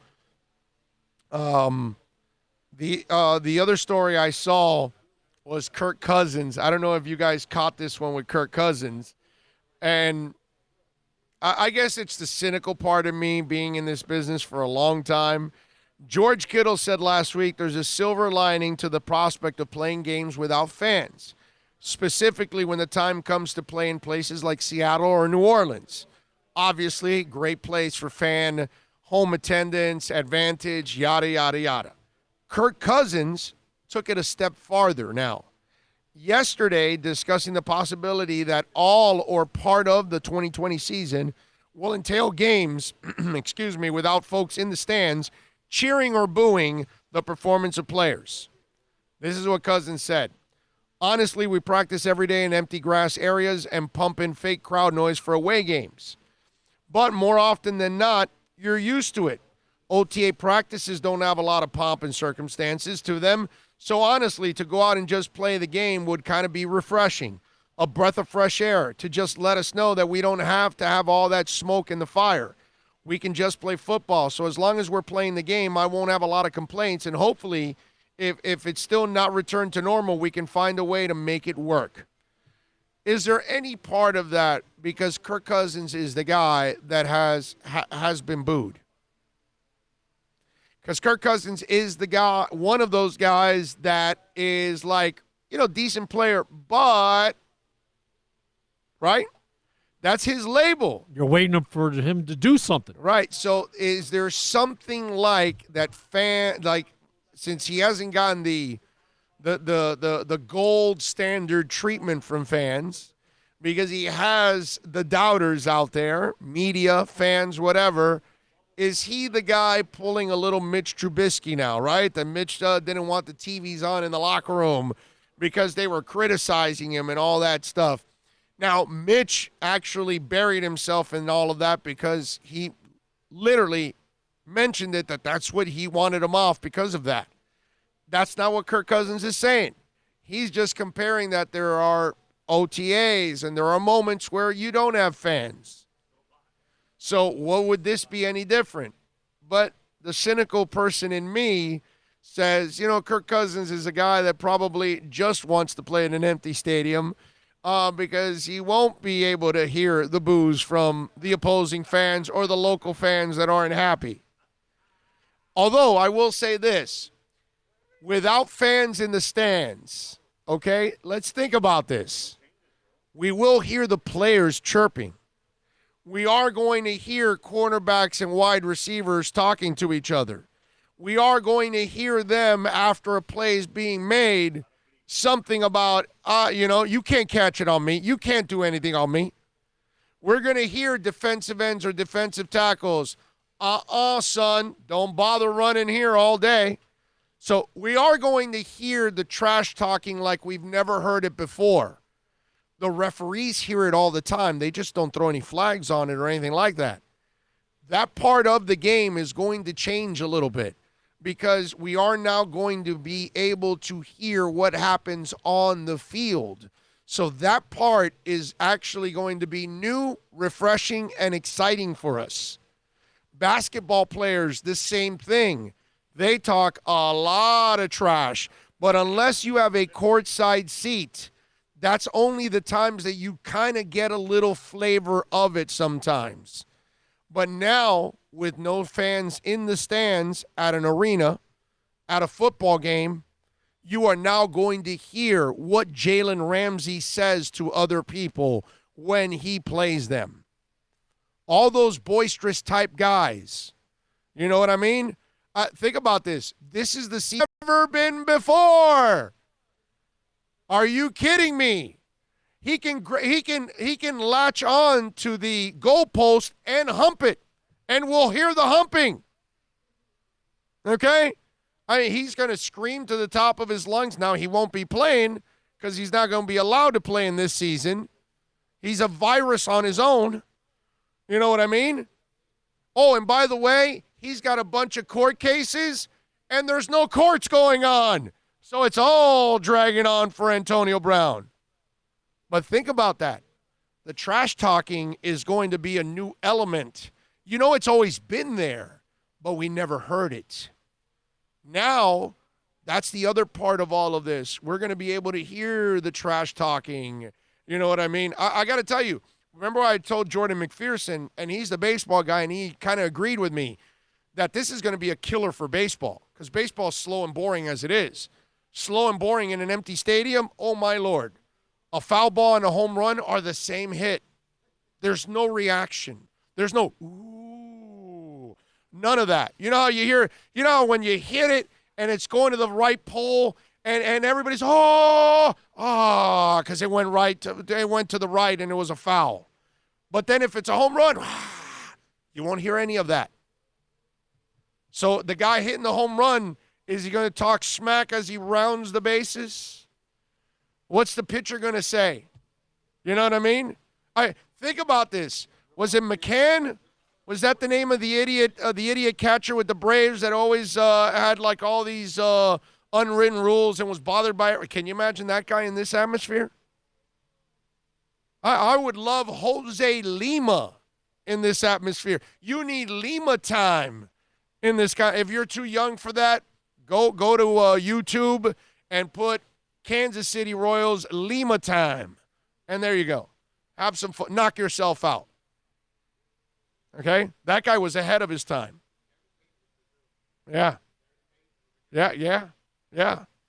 Ricky Henderson. Woo, baby. Showing off now. That would be awesome. Pete Rose in this element in this game. He would bring entertainment to a desperate, desperate game with no fans and no atmosphere. It's going to be fun. It's going to be fun because the trash talking might become, although then the referees are going to look at it and they're going to say, well, should I call a penalty here? I mean, I hear this all the time, but nobody ever hears it because there's 80,000 people talking. Now, everybody's hearing the corner and the receiver chirp at each other the entire time. Oh, and the guy that talks, does he take it to another level now because he knows he's being heard? Like I told you with Antonio Brown. Like that guy won't shut up if he would play in this season. If he knows he's on the mic now, like everybody can, that's and the F-bombs that are normally thrown all over football, they are all going to come out, or they're all now going to have to hold themselves back and say, oh, we can't say this. We can't drop that F-bomb. I can't say that I'd like to bang your mom. I mean, there's a lot of things. The mother jokes are out the window. You can't line up at the D line and look at the tackle and say, hey, I just want you to know your wife was great last night. I mean, these are things that happen on the football field. Think about this. There's a pile going on. They're fighting for the football. You know that there are fingers being poked and prodded all over. People are squeezing nuts. You're going to see a pile, and now you get to hear from the pile, and somebody under the pile is going, they're squeezing my nuts. This is all going to change. There's a different game coming your way if it happens. It's going to be an R. Actually, we're going to have to rate the games now. They're going to have to be PG-13, no less. The language to go along with the violence. It's a new day. It's 3 o'clock. Let's take a break. We'll come back. I don't feel like leaving. I'm going to keep going. Back with more live from VSS West Pines, 12397 Pembroke Road. Come on out. Back with more.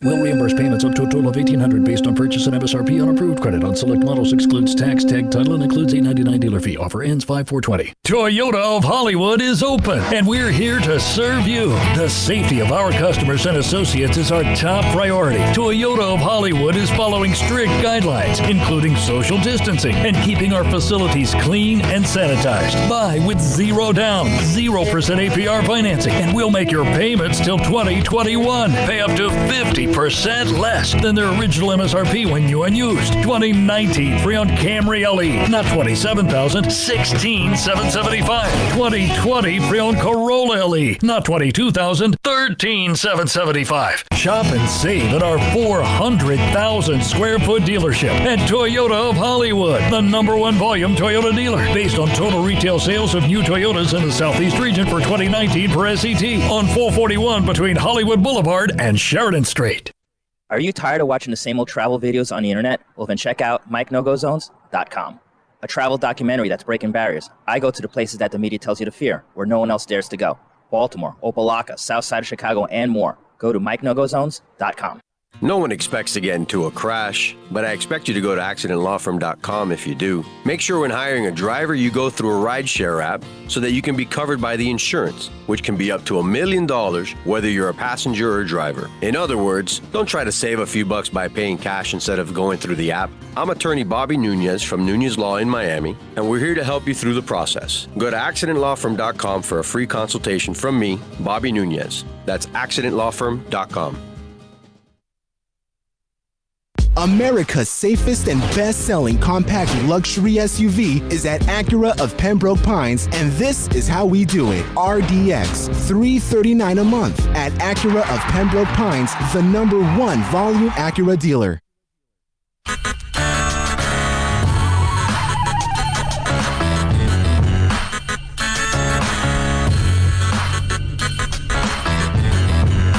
This is the Big O Show. This is the Big O Show. This is the Big O Show.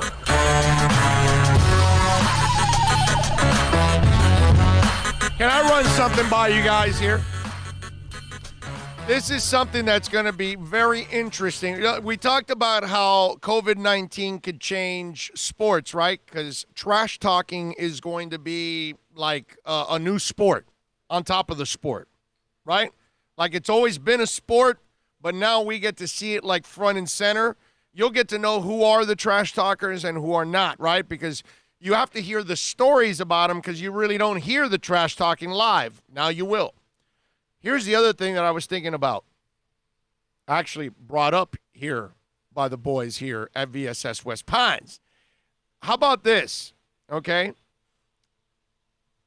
What happens with this COVID-19 going on? We were just talking about this. You got to get tested every day, and I was telling him you got to have the 5-minute test, and you got to test them every day. Like I told you, day and night.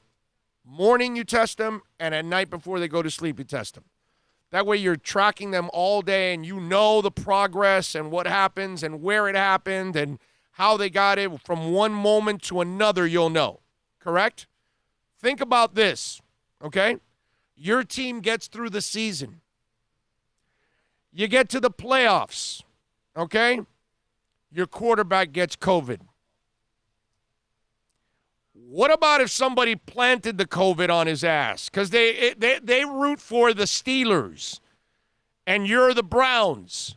Not that the Browns would ever make the playoffs, but just let's just dream here, okay? Let's dream. The Browns made it to the playoffs against the Steelers. And there's like a Steeler fan that goes to the hotel to sneeze on the quarterback or to plant it, or some waiter or some person delivering the food plants it. Or just by bad luck, your quarterback hit an elevator button and ended up picking his nose right after, and he ended up getting COVID and he's out. Can you imagine that? Can you imagine your team bust their ass all year long? They get to the playoffs and your ace gets COVID. Your goalie gets COVID. Your point guard, your Steph Curry gets COVID. Not that I wish it upon him or anybody. I'm just saying, it's not just an injury. Can you imagine we have to wait for sports to come back? They do come back. Can you imagine us Dolphin fans? We're like 2 weeks away from maybe a possible playoff trip. All we got to do is win one of two, or maybe both. But yet the quarterback goes down, the left tackle goes down and like ruins your season. And doesn't go down with an injury, goes down with corona. That would be so crushing, dude. What happens if your head coach gets corona? The week before the Super Bowl. You know what I mean? There are so many things. This is just one crazy ass world we're in right now. And when it comes to sports, we don't know what the hell is next. This thing is going to change everything. It changes the entire landscape. 786-322-1105 if you want to get in on the accidentlawfirm.com text line. I'll tell you what changed. What changed? Our listenership in Cleveland. You said the Browns and playoffs in the same sentence. We just picked up 100 listeners. Well, I did also take a backhanded shot in the process. So George says, take the D tackle from Auburn at 5, then the QB at 18, and trade up to 11 or 12 for a QB. Huh? George, what do you want to do, huh? All right, Daniel Rodriguez says, hey, Big O, what are your thoughts on Jalen Hurts in the second round as a project? I think I just talked about that. If you heard the last segment in the last half hour, you know exactly how I feel about Jalen Hurts. Actually, if you've been listening for a couple months, you know how I feel about Jalen Hurts. I haven't waffled at all about that one. Enjoyed the camaraderie as always with the fam. Everybody stay safe. That's what King Short says. Let's see. Christopher Rain says, defense, either Simmons or Brown at 5, then build it after that. I want a top 5 defense. Sick and tired of sorry-ass defenses. Look at multiple Super Bowl winners, Brady, Aikman, Montana, Bradshaw. I don't think anybody with a brain argues with you, Christopher. Definitely need a badass defense. Sid Naki says, what up, Big O? When you come into regular station? What? When? Regular station? What do you mean, like a radio station? Brother, unless I get a job as a rock jock, that's the only thing I'll ever do on terrestrial radio. I don't need to go to terrestrial radio, my brother. We're doing just fine here, man. I don't know if you know this, but we got over 1 million downloads already in 7 months. And we've got 1.1 million minutes viewed in the last 28 days on YouTube. Who the F needs a radio signal, bro? You want me there with 30 minutes of commercials every hour? Sid, my brother, you are, you know what? You're not smoking the good stuff. You need the good stuff, bro. Christopher Rain, those QBs win with defenses. Damn, everybody wins with defenses, man.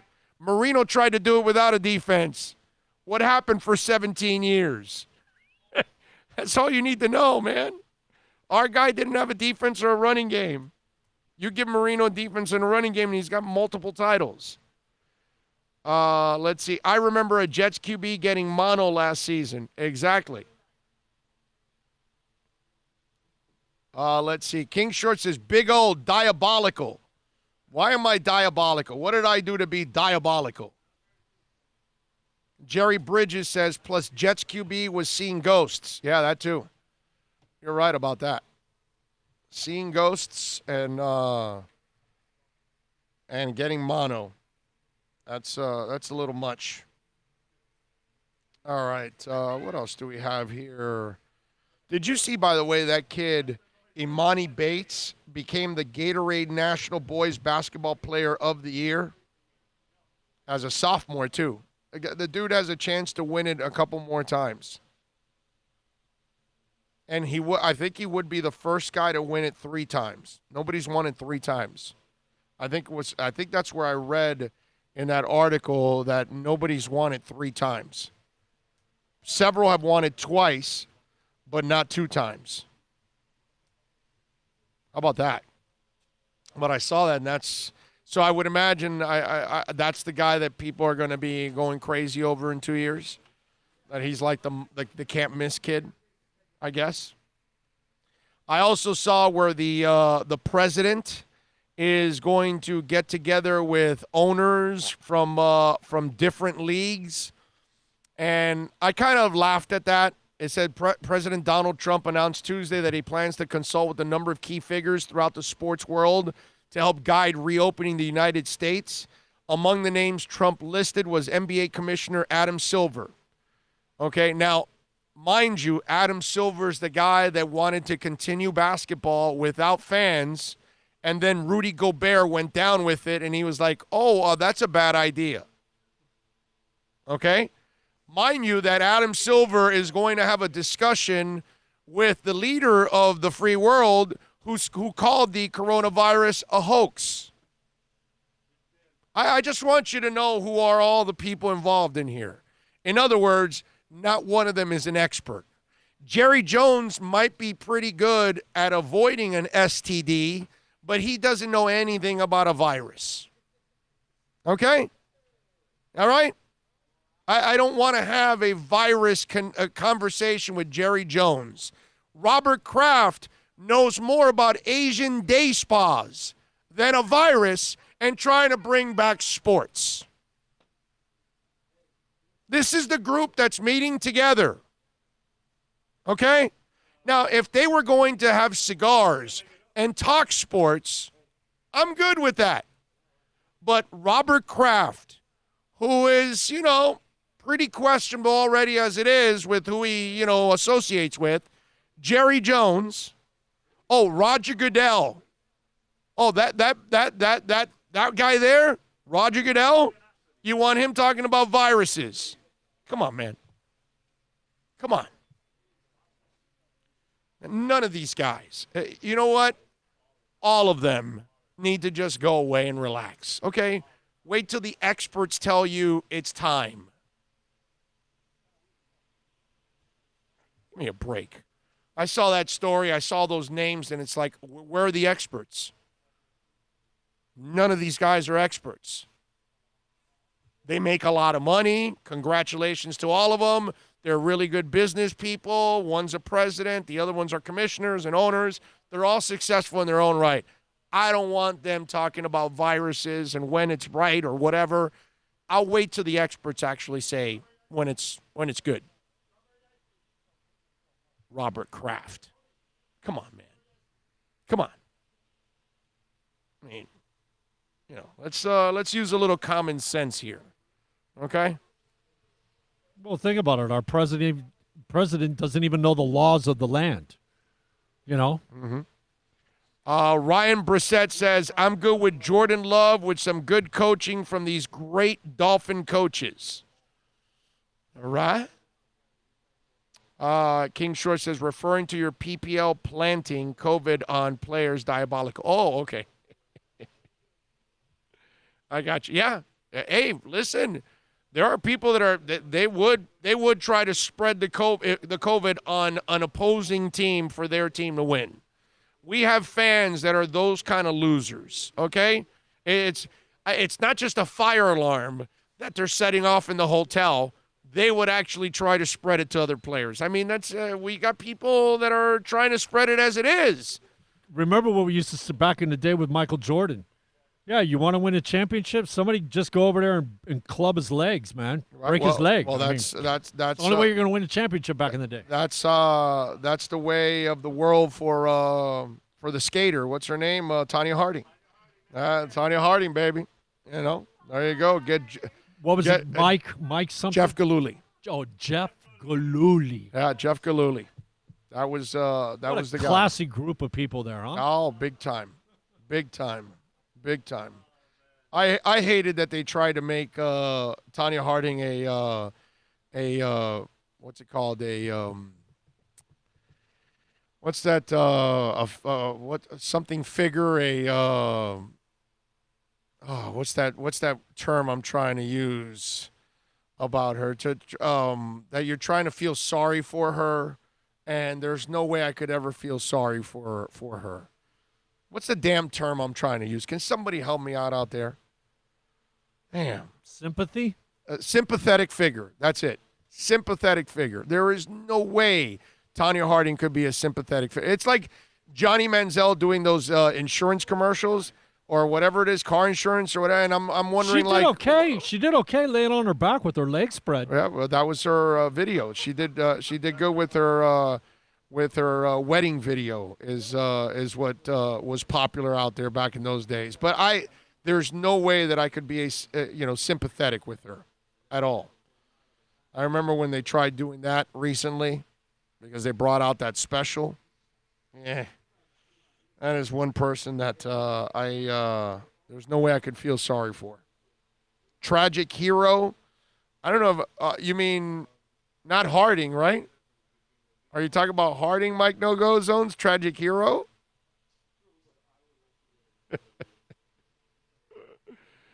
All right, I think we got to wrap it up here on the show. Gave you a little extra time here as we are out at VSS West Pines. Go to the website, by the way, vsswestpines.com. So if you need any e-cigarettes, e-juice, they've got the disposable e-cigarettes. They've got them in singles and in 3-packs. Of course, they've got all the CBD products out here, flower tinctures, edibles, CBD topicals, transdermal patches. They've got it all for you, man. Tell them that Big O sent you. They will always take care of you, as always. Thanks to all of you out there for tuning in on the show. You guys are absolutely awesome. Always appreciate you guys keeping it locked here. We thank our amazing sponsors. We thank everybody that downloads the show, watches us on YouTube. Make sure you share. Make sure you give us the thumbs up. All of that good stuff. Thanks to Bill. Thanks to Philippe. Thanks to you. And we try to survive another day. Tomorrow, another field trip. Yep, we will be at Toyota of Hollywood, 1841 North State Road 7. We'll see you there. You be good out there. Y'all have a good one. Be safe, please.